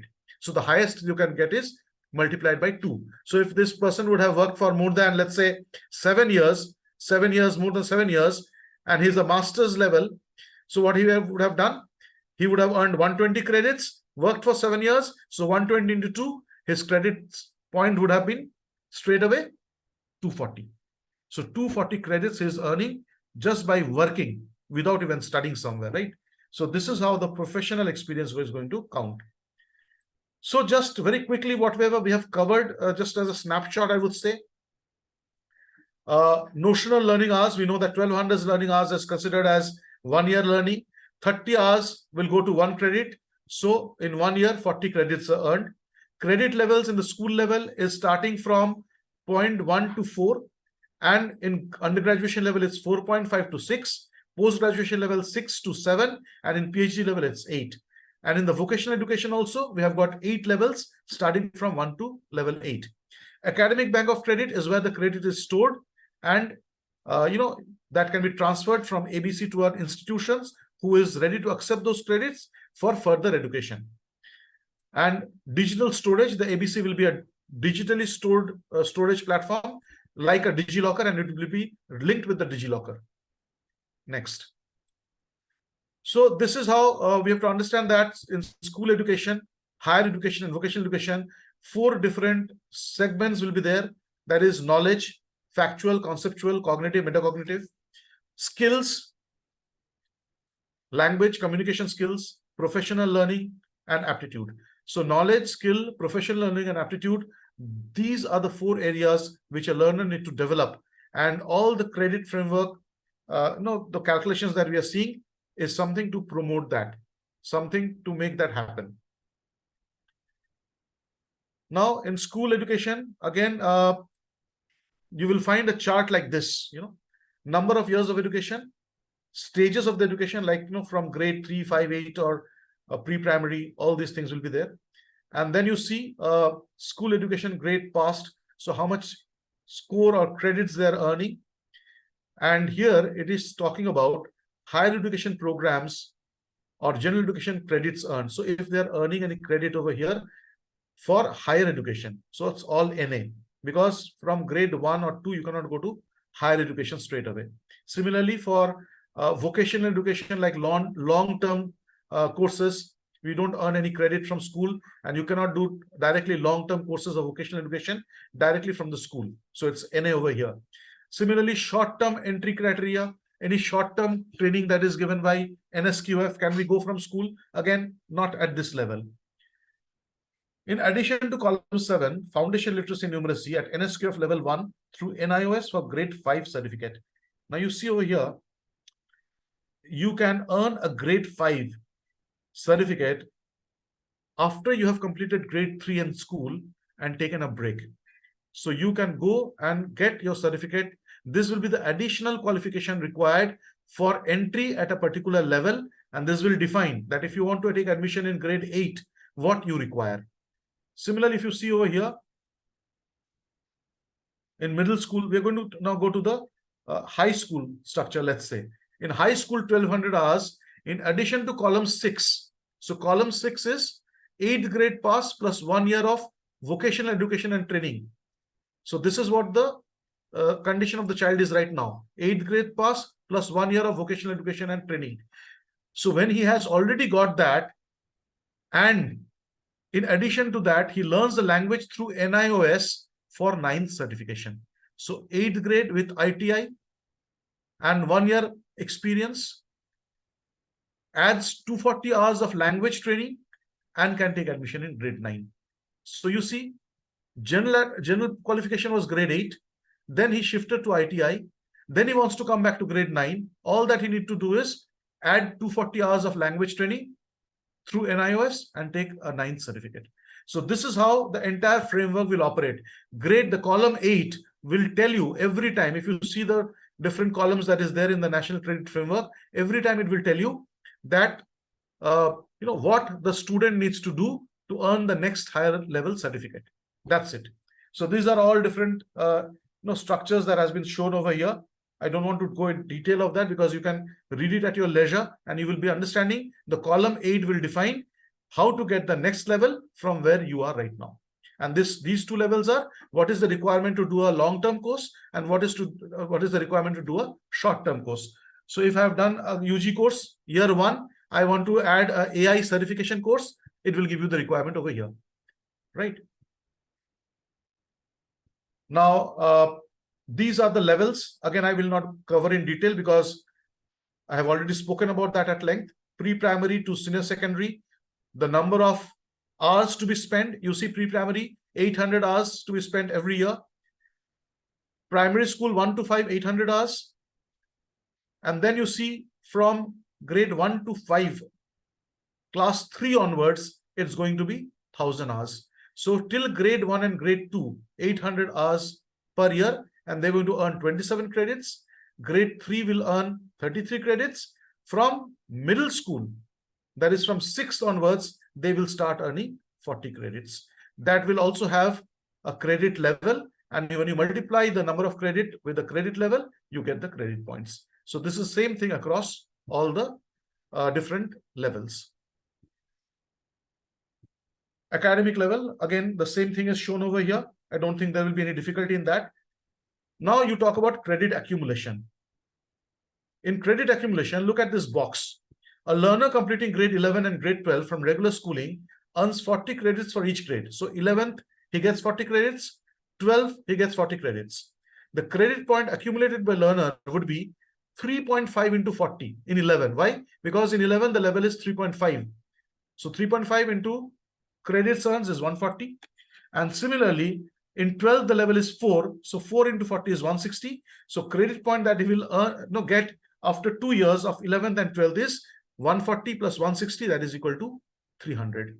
So after completing 11th and 12th, the child will be left with 300 credit points in his digital locker. Credit transfer. As I said, institution A, you earn the credits from here and it goes to your credit bank. Then you want to take admission in institution B. If institution B accepts the credits issued by institution A, you can redeem and take admission. Now here there is a thing that we need to understand, that with the credit thing, you cannot just go and take admission anywhere. If you think that I'm doing graduation in a general college and I want to go into IIT, it's not going to be like that. You can definitely go into IIT. No one is going to stop you from that. But you need to clear assessments before you get into an IIT. Either that or IIT should be ready to accept the credits offered by your previous institution. If that happens, only then you can move from your, whatever the school you are or college you are in to an IIT or an IIM or a higher education institution. So establishing academic equivalence, the first year of EUG and first year of BE or BTech to be treated equivalent for seeking admission in the second year UG program with or without the bridge course. So if you're completing 1 year UG, you can take admission in second year in any other colleges as well. So this is what is being spoken about in establishing academic equivalence. One institution should value the degree or the credits given by the other institution for the movement to happen. Multiple entry and exit, I already spoken about that right now. If you have to earn additional credit points to go for an exit and then redeem those credit points to get back into the college. The second thing is, if you complete 1 year, you are going to get a certificate, diploma after 2 years, bachelor's degree in 3 years, and bachelor's degree with honors or engineering degree after 4 years. So every year you have an exit option. You complete 1 year, you get a certificate, provided you pass the assessment. Second year you complete, you get a diploma. So like that, no year spent in college will go in vain. International mobility, when we are talking about the Washington Accord, the Bologna process, the Global Convention, the Sydney Accord, the Dublin Accord. All these accords are bodies which give importance or value to Indian qualifications or qualifications across different countries. So India is already a part of many of these accords, and our credit points earned from Indian institutions will be respected in different institutions across the globe through these accords. So framework to implement NCRF in school, there are two things: 2 years of secondary and 2 years of senior secondary. Now I'm coming now back to the circular that we have. This is a image from the CBSE circular, and let me just point out, there have been a lot of errors that I have found in the circular itself. So when you're reading the circular, keep in mind it's not error free. I will point that out to CBSE because when I was preparing this PPT, I encountered those errors and found that probably it's a careless error. Somewhere they have missed out. But I'll tell you what exactly is the real thing over here. So 2 years of secondary and 2 years of senior secondary, class 9th, class 10th, and you see vocational education and long-term training, short-term training. So when we talk about this, so class 9, anyone who has completed class 8 and 1 year of NTC or NSC certification is there from NSQF, which is of level 2.5, can take admission in grade 9. So you may get candidates in future like this, someone who is coming after completing grade 8 and a certificate of NSC. You cannot refuse that. You cannot tell that I'm not going to take admission, because now the credit framework is asking you to do it. And it's not going to happen from next year. It's going to happen from this year itself. So you will very soon encounter these type of people can come, with the certification of NSC, NTC, and seek admission in your 9th or 10th. Similarly, in class 10th, 8th plus 2-year NTC or NSC, NSQF level. So 1 year you get admission in class 9. If he has a 2-year NTC or NSC certificate, he gets admission in straight away in class 10th. You cannot refuse these admissions again. So the CBSE direct admission policy that is there, that also will be modified to accommodate these children. Because now in direct admission policy, we have a lot of things that we do not take direct admission based on certain things. So that direct admission process is also going to be modified. Similarly, in senior secondary, class 11th has to be like class 10th pass plus 1 year of NTC, NSC or CITS. These are all certification of NSQF. And class 12, 10th plus 2 years of NTC, NSC and CITS. Now, what does it mean? In class 12, you can have someone who have done class 10th, not done class 11th in any school. He has gone and done something in the NTC or NSC certification and now wants to come back and join 12. He should be allowed. So this type of certification is paving the way from exiting after grade 10, doing 11th, not doing 11th, doing some ITI course or something like that, and coming back to 12th again. Now, credit framework levels 2.5, 3, 3.5, and 4. Credit points earned 40 for each. So you can understand very clearly 14 to 30, that is 1200 hours of education at each level. And credit points earned will be level multiplied by credits, that is 160, 140, 120, and 100. So this is how the credit points are earned at the school level. Now, key points, how credit level is going, or credit framework is going to help the school and what you can drive. 75% of the attendance can be made mandatory across any class. You can tell very clearly if you're not completing 1200 hours in the school, the way it has been told, the child may not be allowed to appear in the assessment at all, right? So 75% of the attendance, which is a burning problem in many schools these days, children are not coming to school in grade 9 and grade 10. They are freely absenting themselves. They are not participating in the daily school activities. They can be mandated that with this policy, you have to come to school and 75% attendance is mandatory. If you do not do it, we can stop you from appearing in the assessment itself. Number 2, the hours allocated to each academic year and credits earned per year may be fixed. So it is fixed, 1200 hours, 40 credits. In scheme of studies, credits and hours for each subject to be mentioned. So when we have a scheme of study, you go to CBSE academic website, you go to the scheme of study, you will find over there that a number of hours is fixed and the credits also will now be mentioned. Hours may be allocated for each topic or concept. Now, when you have the syllabus, we will be mentioning number of hours for each topic. So how much hours will be one topic, subtopic, and so on. So total learning hours per subject in school is 160 hours. Minimum of 40 to 50 hours per subject is earned for project work, thus totaling 210 hours. So for each subject now, CBSE is talking about 210 hours to be allotted. The credit shall reflect in the mark statement or grade card. So whatever credit the child is earning will be reflected in the mark statement. The credits earned will be deposited in Academic Bank of Credit linked with the DigiLocker. Credits can be earned in full or no credit. That means either you get the credit by passing the exam or you don't get credit at all if you don't pass the exam. You cannot have a 0.5 credit or something like that. Credits earned will be independent of the marks obtained. So whatever is the marks does not matter. Your credit will be given to you. If you have completed the assessment and you have passed that assessment, the number of credit will be same. So if someone is getting 95%, he is getting 40 credits. Someone who is getting a 70% also gets a 40 credit. Someone with a 33% also gets 40 credits. Implementing NCRF in CBSE schools. So CBSE is planning to implement NCRF from present session 2023-24. So in class 9 and 11, it will be implemented in 23-24. And in 10 and 12, it will be implemented from 24-25. Each subject allocated 210 notional hours worth 7 credits. So 210 credits divided by 30 is 7. So for each subject, 7 credits are to be given. Hours allocated to each chapter and further bifurcated into hours of theory and practical. So 210 credits for each subject, 210 hours for each subject, which is 7 credit, and then you calculate for 5 subjects how many you are getting. So this is the calculation. Total 5 subject in the present existing scheme. So we are going to talk about the existing scheme and what is the proposed scheme. In existing scheme of class 11, there are 5 subjects, 2 language and 3 main subject. 210 hours per subject. So 210 into 5 is 1050 hours.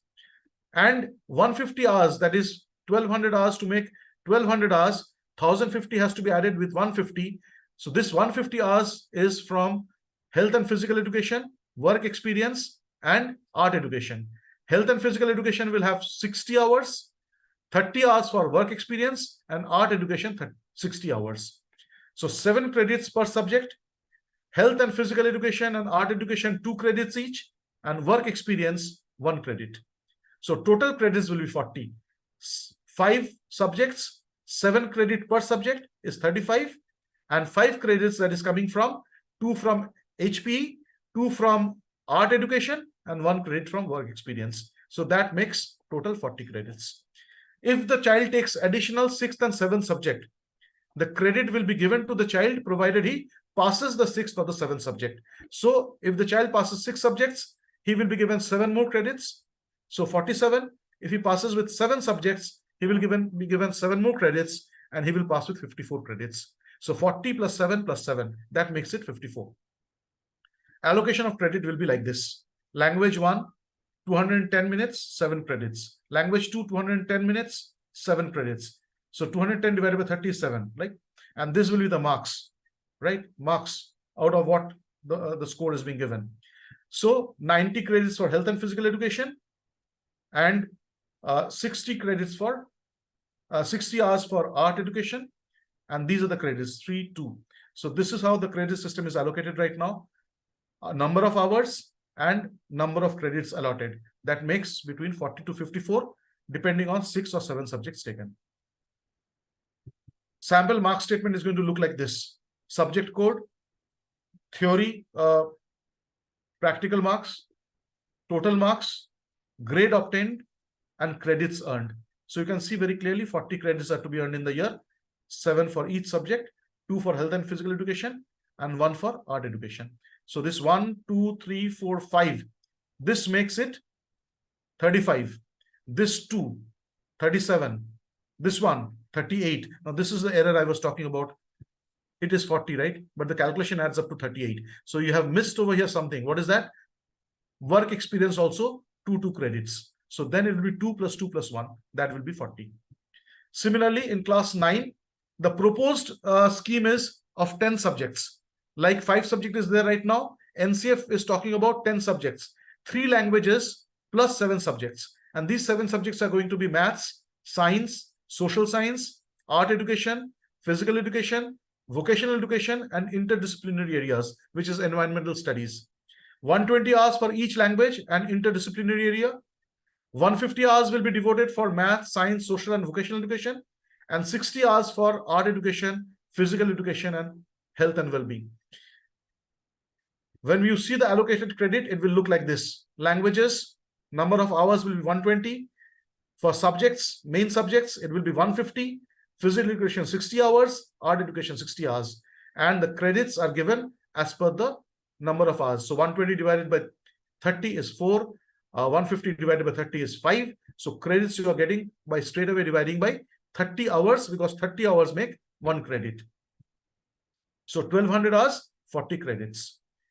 Similarly, in class 11, present scheme is 5 subjects, 1 language, and 4 main subjects.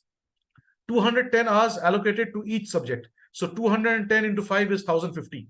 And the remaining 150 hours to make 1200 comes from subjects of internal assessment like HPE, work experience, and general studies.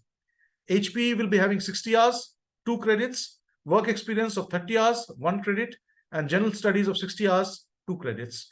So all these things will add up to 40 credits. The proposed scheme of CBSE for different groups is now 2 languages from group 1. 1 at least has to be a native of India. So in grade 12, if you're choosing a subject, this is not existing. It is going to come now, proposed scheme. So in proposed scheme, 1 language, you can choose, let's say English. The other one, at least one, has to be Indian origin, Hindi, Marathi, Tamil, Telugu, whatever. You can choose both the languages as well, which is of Indian origin. There's no bar for that, right? So here also 2 languages, both you can choose native. But if you're choosing one as in English or French or German, at least one has to be Indian. Now in group 2 and group 3 and group 4, from these groups, you have to choose the remaining 4 subjects. So group 2 will have art education, physical education, vocational education. Group 3 will have social science and interdisciplinary area. And group 4 will have mathematics, computational science, and science.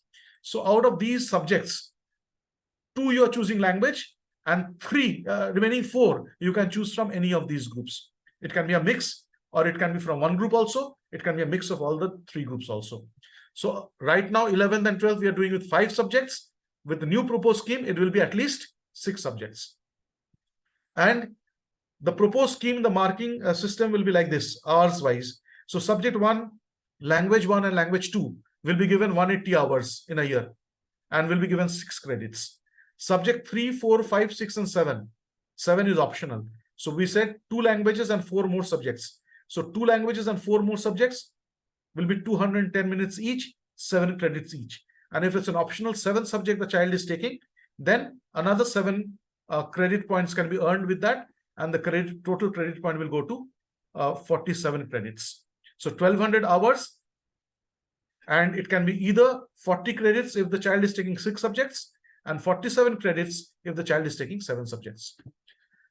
This will be the grading system. We all know about it. It's an octile system where top 1/8 comes in A1, next one comes in A2, and so on, right? It's a sample curriculum now. How it's going to look like. It's a subject retail, employability skill, chapter wise divided, number of hours has been allocated, and maximum marks has been allocated. So when lesson plans are going to be made, you can see that how the curriculum has to be planned by allotting number of hours topic wise and keeping that number of hours as per the NCRF. So these are all different samples that has been given in the annexure. You can go through these samples and understand very clearly that how many hours are to be allocated for each topic, each subject, and then how much marks you can allocate to that. So to sum up now, very quickly, the main features of the National Credit Framework is a standardized credit system, learning outcome based assessment. So we are not now talking about marks, we are talking about the learning outcome, we are talking about competency, flexibility and choice, and recognition of prior learning. Implementation of NCRF can happen by policy reforms, which is already happening. Teachers training, right now we are going through a teachers training right now itself. So all of you who are attending this conference or webinar, they can understand that what a credit framework is going to be like, and more such extensive trainings are required. Curriculum mapping the curriculum with the number of hours and marks and how much credit for each hour can be given. And stakeholder collaboration. All successful implementation of NCRF relies on close collaboration between educational institutions, policymakers, and industry stakeholders. Implementation of NCRF in CBSE school, we have to think about faculty empowerment, curriculum integration, and assessment reforms. So finally, we come to the end of this NCRF presentation. I can understand that it's not like a normal webinar where you get things very clearly and understand very quickly. We're talking about academics or pedagogy. It's a completely new thing that we spoke about today. Retention at times will be a little difficult, but I hope you have a lot of things that you can take home. You can watch this webinar again by pausing it when you need to. We have come very clearly come to an understanding that there will be a lot of movement between different segments. 1200 hours will be allocated for a particular year. 30 hours will be going for 1 credit. How is the calculation of credit points made? By multiplying credits with the level of that the year that the child is in, and how these credit points are accumulated in Academic Bank of Credit, how the Academic Bank of Credit can be redeemed by different institutions if they recognize that qualification, not only nationally but also internationally. How a child can approach you by passing grade, let's say 3, and seeking admission in grade 5 with something that he has done out of the school, and we are supposed to admit those children as well right now. How a child is going to come to take admission in grade 10 or grade 12 who has not done grade 11 or who has not done grade 9, and coming to the school to take admission in grade 10 or 12 directly. So these things are going to happen. Your children are going to ask you that if I exit from grade 9 and go to ITI and do something over there, do I still stand a chance to do 12th from a regular school again? So these answers you educators will now be able to answer, I hope.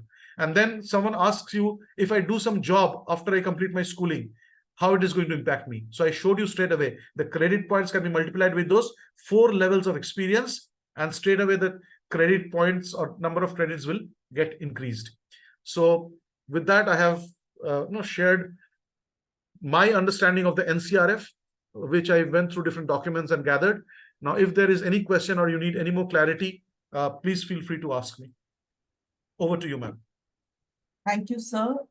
Hats off to the amazing amount of research and hard work that has gone into preparing this PPT and sharing, because as you said, it is quite technical and it is very, very comprehensive. It takes some time for us to understand and, to get really into the intricacies of this. Thank you so much for all the diligent effort that you have put in. Hats off to that once again, sir.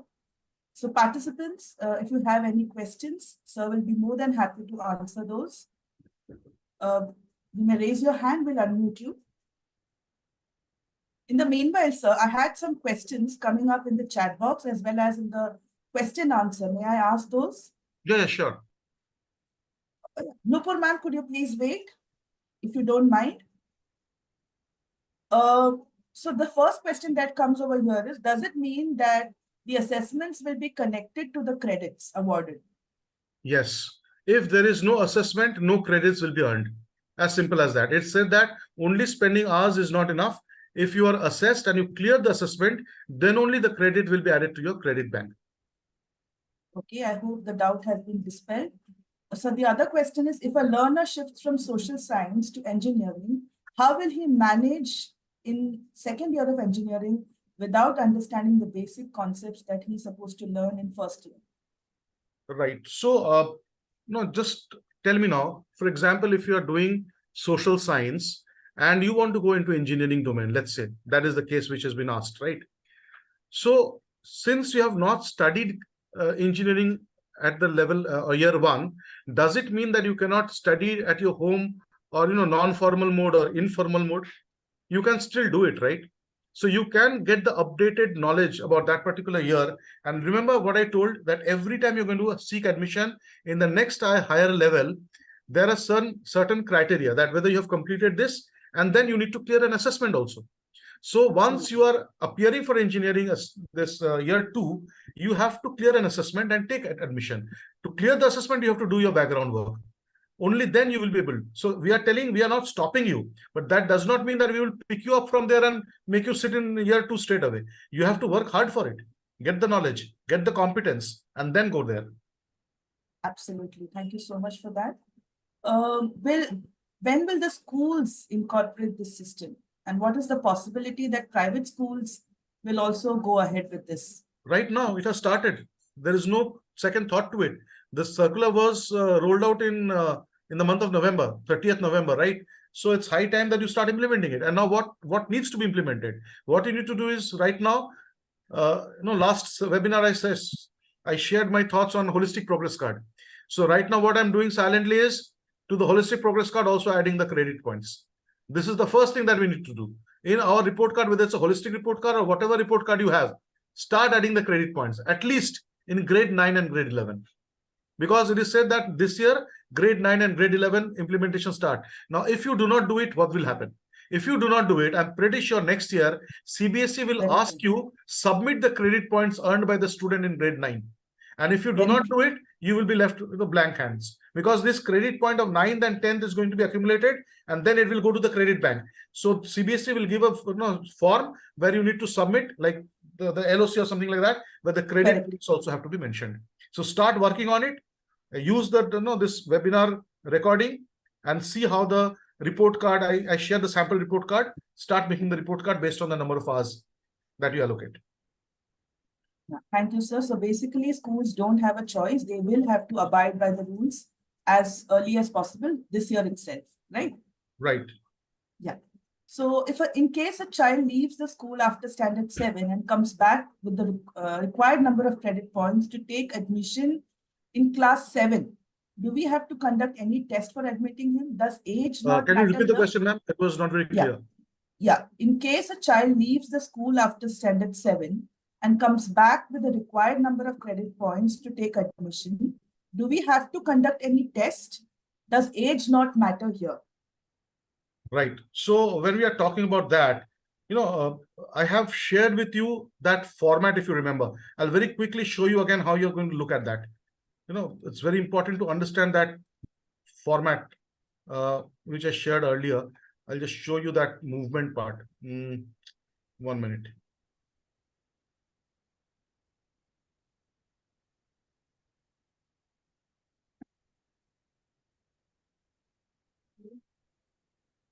It's moving very slow, but just bear with me. Yeah, give me 1 moment.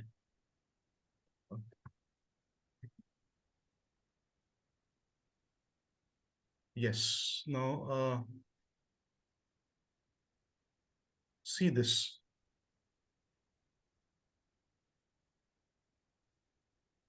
Yeah, see this now. So which level the child has exited? Class 7. Class 7th. So this is grade 7th, right? So what is required? Grade 7 required and 40 credits are required. So this is 1.67 level. Now, if he has exited grade 7, and which class is now trying to get admitted in? Class 8. Class 8.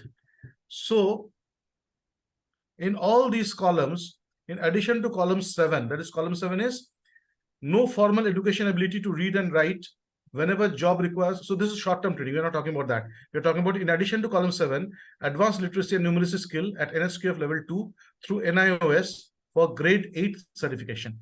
So when a child is coming from grade 7 to grade 8, there is no formal requirement because 7th he has already earned the credit points. But let's talk about when he's skipping a year. 7th to 8th migration is not difficult because 7th to admission in class 8, 7th is the lowest criteria. Now, when we are talking about admission to grade 8 from grade 6, so admission to grade 8 from grade 6, what he has to do in this 1 year, what the child has done.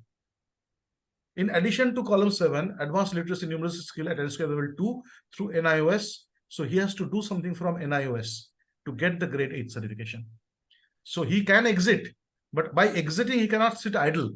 He has to do something. Cannot have a free entry. Yes. So every time this column 8 is going to be a guiding point. Whenever you want to check that how to get admission in the next level, come to column 8 of this chart, and that will help you understand, how to take admission in the next particular level.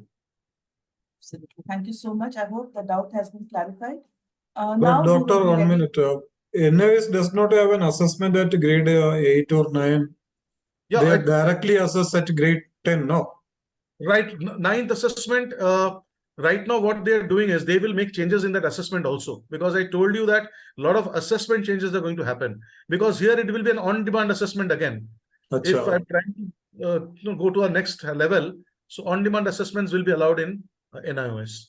Okay. So that is the probability. If that is not done, then probably they will keep some other criteria where you are skipping a level and going to the next level. So some sort of entry test, some sort of bridge course, that will be required. So Dr. Kalsi was telling in the webinar that in case someone is skipping a level, that does not mean that he can take admission wherever he wants. He has to get the competency, and that competency can be checked by the institution. You can have an assessment, entry test, you can have a bridge course, and then allow. If it is not done through NIOS, does not matter. The school can have their own bridge course if they want, right? And then they can give entry to the child. Okay, thank you. Thank you, participants. Now we'll be happy to take questions which you would like to ask the resource person directly. Do we have any questions? Please raise your hand so that we can unmute you.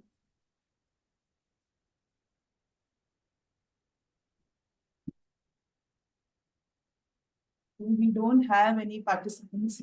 So in the meanwhile, I have another question. Yeah. What will be the role of the school for choosing vocational courses or changing streams? Yeah, No, the role of the school is they will have to come up with creative subject combination. In this document of NCRF, continuously they're referring to this term of creative subject combination. So creative subject combination is the school has to understand the local need. And after understanding the local need, they have to, offer those subjects. And the child will take admission based on the subjects that you're offering. Let's say school A and school B is located in the same locality. The child will now choose that which school is offering me the subject combination I want, and then take admission. So the schools, private schools or government school does not matter. To get admissions, they will have to have a proper subject combination that they have to highlight and offer, and the children will be coming because of that combination only.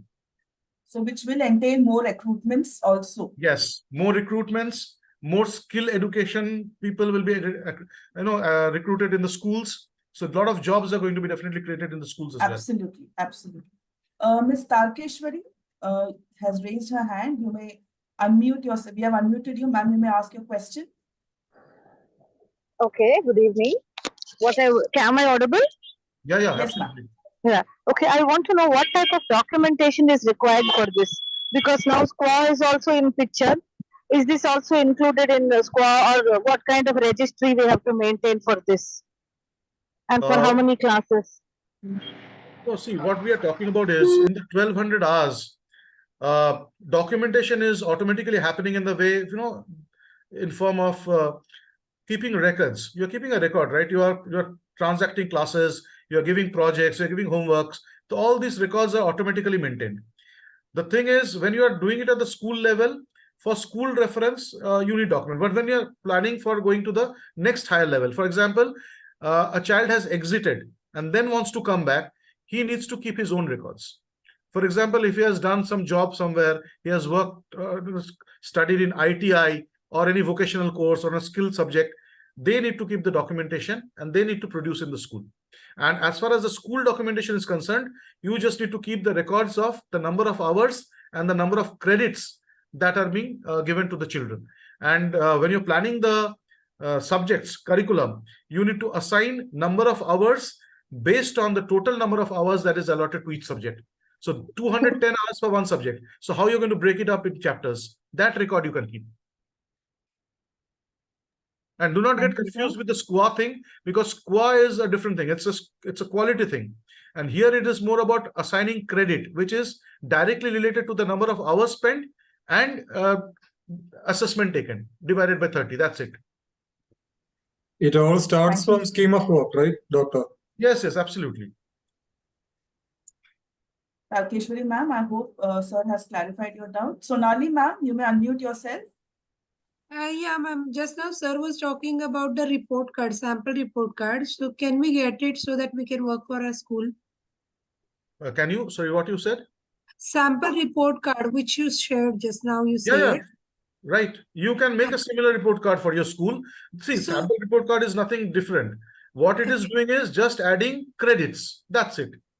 Okay. So, can we get one soft copy or any hard copy? Yeah. Why not? See, I'll tell you where it is. How can I get it? This document, the CBSE circular I was talking about.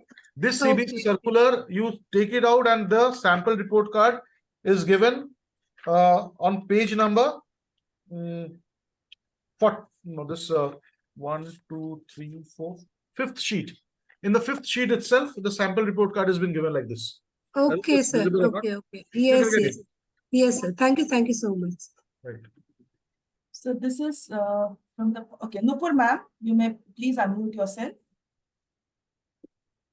Nupur ma'am, you may ask your question. Yeah, good evening, sir.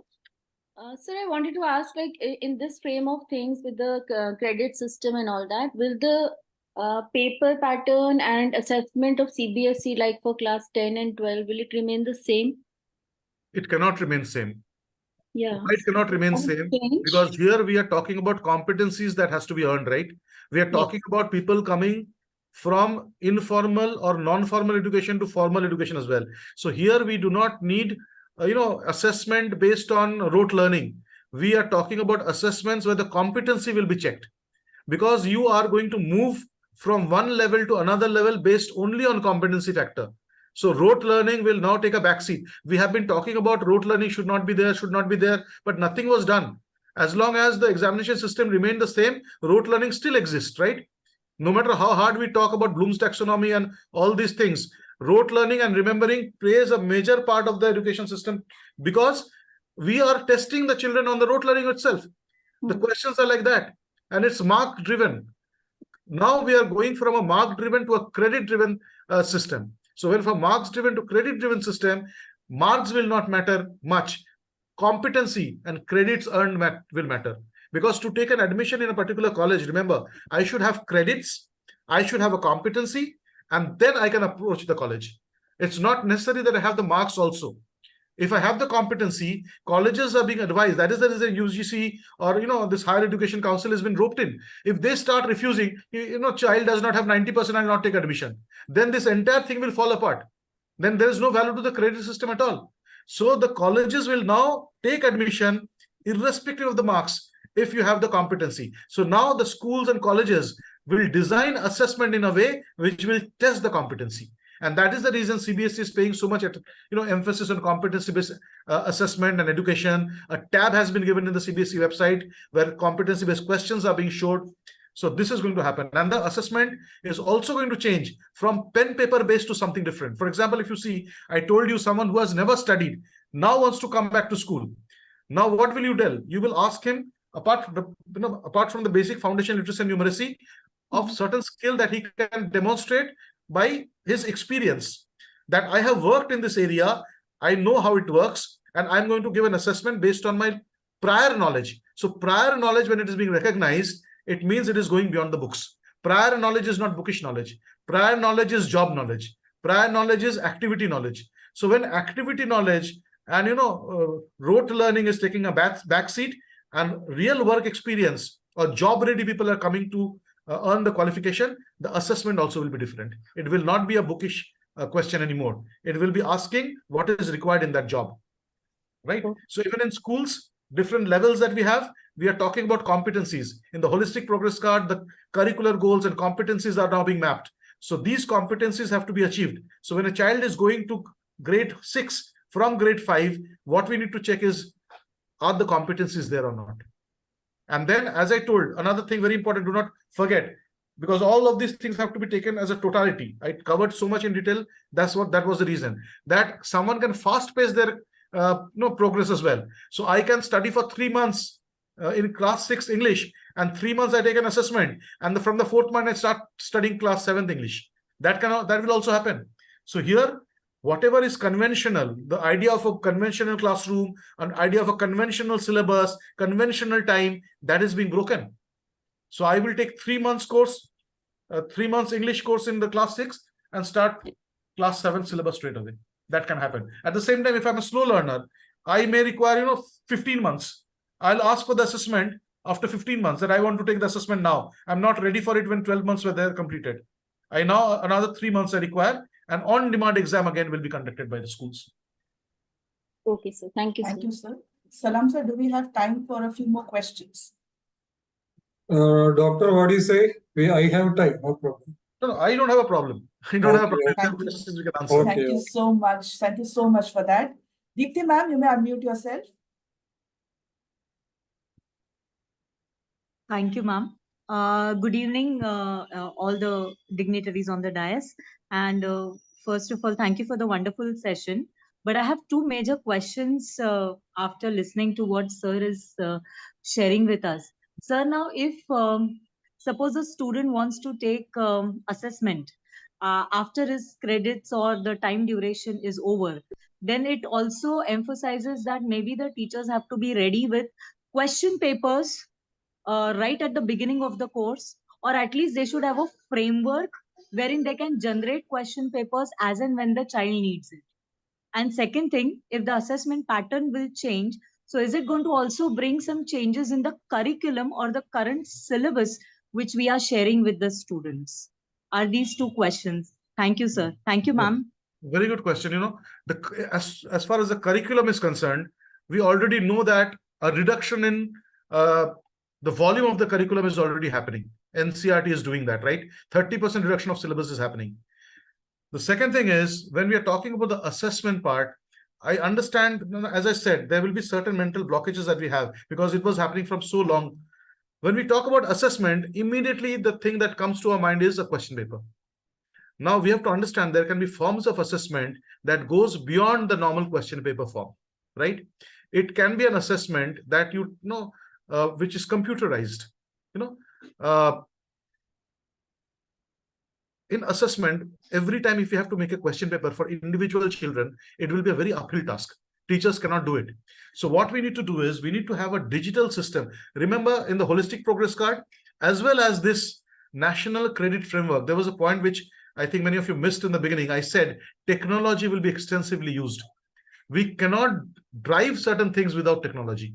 If we depend on the manual way of answering question papers by printing it and then solving it and correcting it, it will be a very, very uphill task. So this will be digitalized. Assessments will be changed, not only a pen paper test, but as I said, competency checks will be happening. And a lot of digital interference, I would say, or digital inputs will be required to conduct this assessment seamlessly. So you don't need to worry about setting a paper every time. There will be sort of a paper that is a question bank that will be there, and you just need to sit on the system, appear for the test, just like we do in, let's say, joint entrance examination. That's the difference between JEE and NEET. NEET has one exam, and that is the reason they have to conduct the entire exam on one day across the country. And that is a very uphill task for the schools and everyone who is conducting it. But see, JEE, for every day they have 2 batches or 3 batches, and every batch has a new set of question paper. So that happens only because the NEET is a pen paper test and JEE is a computer-based test. So a lot of computer-based test is going to come in, and that will replace and save you time from setting that question paper. Thank you, sir. Abhilasha ma'am, you may unmute yourself. Abhilasha ma'am, Abhilasha Verma. Good evening, everyone. Thank you so much, ma'am, for giving the chance. My question is that, like sir said, that Olympiads and whatever training achievements what the student is doing, that will add to the credit. So Right. suppose that child is going in 10th, from 11th it will be added. So all the years, 10 years the child has done the Olympiads and whatever achievements, will it be added to the credit, or it has to be only for a particular year, or previous year it will be added? Yes, it will be added. The previous year, for example, if you're starting from this year, let's say, so we will take this year's data into account. We will not take the previous year's account because that time credit framework was not applicable at all.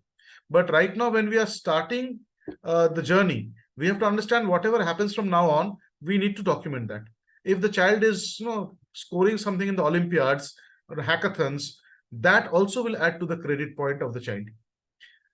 People like Sachin Tendulkar, let's say, who would not clear 10th in one go, and he had played an international game and is treated as god of cricket. When he comes to school, there is a provision that has been made that cricketing skill of that particular child is now converted into academic side as well. As I said, there will be no differentiation, no separation, that he was playing cricket, it's not related to maths or science. So in a way, we are telling cricket is less important than maths or science. It's not going to happen. So Sachin Tendulkar playing at international level, there will be certain credit points allocated for that. So when he comes to school, those credit points he already has with him, and that will help him in clearing the level of that particular class. I hope the doubt was clarified, Abhilasha ma'am. Mr. Rohit Sen, you may unmute yourself. Thank and you so ask much, your ma'am. query. Yes, ma'am. Thank you so much, ma'am. Thank you so much, all the dignitaries. First of all, sir, I want to ask a question from you, sir. Yeah, sure. Sir, if suppose, sir, if I am an English teacher of class 9th, so then what we will do types of like assessment for the students and make the proper report card. No, Types see, of right now, assessment in English properly. I would recommend right now, we are not required to make any major changes. What we are doing right now, we are taking the assessment just the way it was being conducted earlier, and we are assigning a credit after the assessment. So 1200 hours of class 9, that is after the class 9th is over. Those 1200 hours are there. You have included everything in that 1200 hours, from teaching, learning, assessment, everything. And now the credits that the child has earned will only come when we take an assessment. So if you're conducting an assessment in pen paper mode, just like you used to do, and you're following the board pattern. Obviously, you will set the question paper as per the board pattern right now. So that board pattern exam, if the child clears with more than 33%, the child is given 40 credits. So right now, all you need to do is set the question paper just like you were doing. Let the child clear it. The moment he clears it, he becomes eligible for 40 credits. This for class 9th and class 11th. And the same thing you can do as a practice for junior classes as well. All you need to do is see how many hours are needed, 800 hours, 1000 hours. Based on that, you can give the credits to the child. And you can make that credit a part of the report card of class 1, 2, 3 or pre-primary as well. Right now, CBSE will not ask these credits from you, that what is the credit of that class 1 child. They will ask for grade 9 and 11 right now, maybe next year. But if you start doing it, all the children will be tuned to the credit system, and they will learn about it. They will be masters and experts. The parents will know about it. The teachers will know about it, and it will be a smooth journey then. So right now, no difficult question papers or no competency-based separate question paper is required. Set the paper the same way. Give the 40 credits once the child clears that subject. Thank you, sir. Thank you so much, sir. So, I guess, sir, we have time for one last question. Sure. Chandrakala ma'am, please unmute yourself. Thank you, sir, so much. Chandrakala ma'am, you may unmute yourself. Thank you, ma'am. Thank you, sir, for the wonderful session. I have 2 questions. One, say suppose some parent feels that their child, especially in the junior classes, that his or her child is, competent enough to go to the next level. I mean, skipping one grade, going for a double promotion, what we say. So now with this framework, we have to allow them, and there is no bar of age as earlier we used to check. The second thing, sir, when you said right now that if say suppose some child is in grade 6 and he works on his English and clears it in 3-4 months, and then he goes for grade 7 English. So is it possible that it is only based on subject, or the entire class he has to qualify? No, when we're talking about a particular subject right now, so the clarity will come a little later. Right now, whatever is being told right now in the NCRF document is there is a provision of fast pacing, skipping a particular class if need be. Now, how that skipping is going to happen, they have told this skipping can only happen when the child has the required competency. So if the child has a required competency of that particular class, so that particular class competency is not relevant to a particular subject, right? So that class means it is a class where English is there, science is there, social is there. So when all these competencies that are required from a child at that level is tested, assessed, and the child clears that level, then he can go to the entire next level. Otherwise, the subject wise, there can be some freedom as well, that he can start studying. Let's say they are taking an assessment. I demand an assessment after 3 months on English. I have cleared the competence of English. Now I don't need to study English of class 6th anymore. I can start preparing class 7th English straight away. No one can stop me from doing that.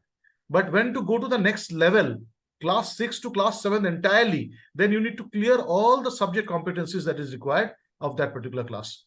So if you are clearing that, you take an assessment of all the subjects, you clear all the subjects, you show the competency, you can be promoted to the next higher class. But if you're doing for one subject alone, then the remaining subjects are not assessed. You cannot get the credit itself. Because remember, the credit is 7 credits for one subject. To get the 40 credits, you need to have all the 5 subjects plus work education and other things. So that is how it is going to work out. Sir, what about double promotion? If the parents the same way. Double promotion means what? I'm skipping a level. I was in level class 6 level. I'm going to class 8. So I have to clear class 6 competency level. I have to clear class 7th competency level, then go to class 8, right?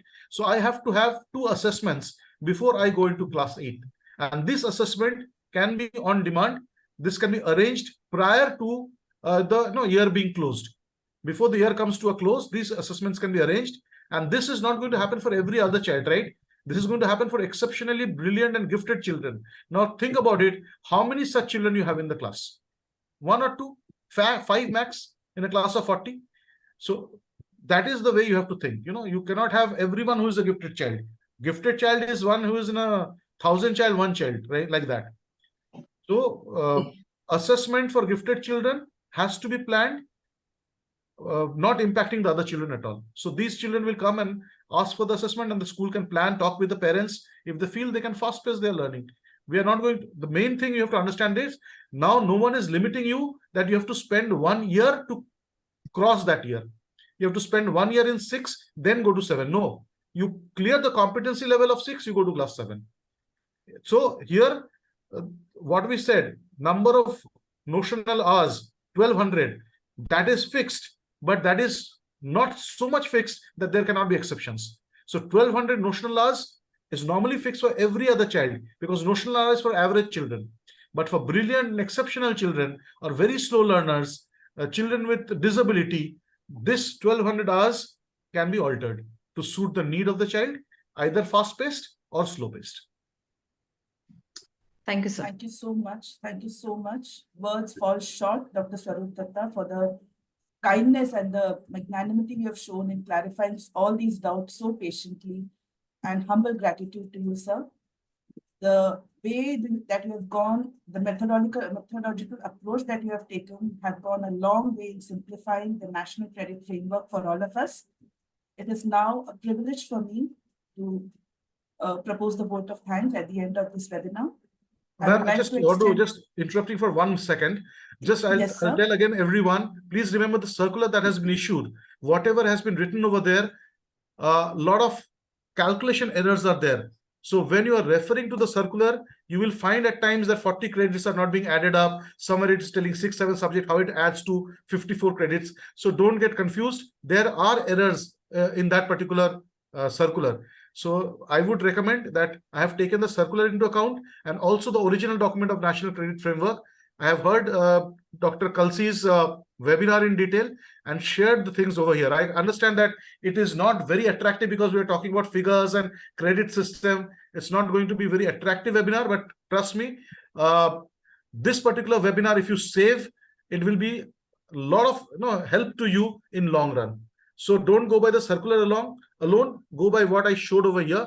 I have corrected those things and put over here. So keep that in mind. Thank you. Thank you so much, sir. I would like to extend our heartfelt gratitude on behalf of BTag and all of us present here, and our deep appreciation for Dr. Swarup Datta for broadening our horizons and for guiding us through the nitty-gritties of the National Credit Framework. Dear participants, please note that the link for certificate and the feedback has already been posted. You're requested to fill up the form with all the necessary details. I, Sarita Warrior, along with all of us here at BTag, would like to thank Dr. Datta once again for his gracious presence and an enriching experience. I would also like to thank Dr. Abdul Salam for his magnanimous support and guidance. Also, a big thank you to Arun Mohan sir for a flawless execution of today's session. He is absent today, but his support has been invaluable. And most importantly, thank you to all the participants for their enthusiasm. I sincerely hope we have earned the privilege of your time. I request Salam sir to kindly wind up the session now. Over to you, sir. Yeah, thank you, ma'am. And what to say? A big round of applause to Dr. Swarup Datta and a big thank you to you, sir. In fact, a Herculean task, very beautifully, done, very well explained in a very crystal clear manner. A lot of research has been gone into. So definitely, we all educators are greatly indebted to you. Though you have even found the errors in the circular which nobody is taking care. So thank you so much for your wonderful effort and this great session. Definitely, it is going to be a reference book for later. When schools and teachers start working to accommodate the credit system into their report cards and all, definitely this will be taken as a reference book. So your name will be there in golden letters, no doubt. So thank you so much. I'm pretty sure that we will have to continue this, national credit framework. The next step, as and when CBSE comes with more clarity in terms of lower grades and all, we will soon, we'll have to meet again. We are all happy at this, rendering your presentation, the energy level you are showing, everything, is praiseworthy, commendable. Thank you so much, sir. And thank you, Ms. Sarita Warrior, for the gracious moderation. Thank you, sir. Thank you, everybody, for joining us. Please make use of this video, which will be posted in the YouTube channel of Bharat Sahodaya. Keep connected. Have a very good evening. Very good night. Thank you so much, Doctor, once again. Thank you so much, sir. It was a pleasure. Bye-bye. Thank you. Good night, everybody.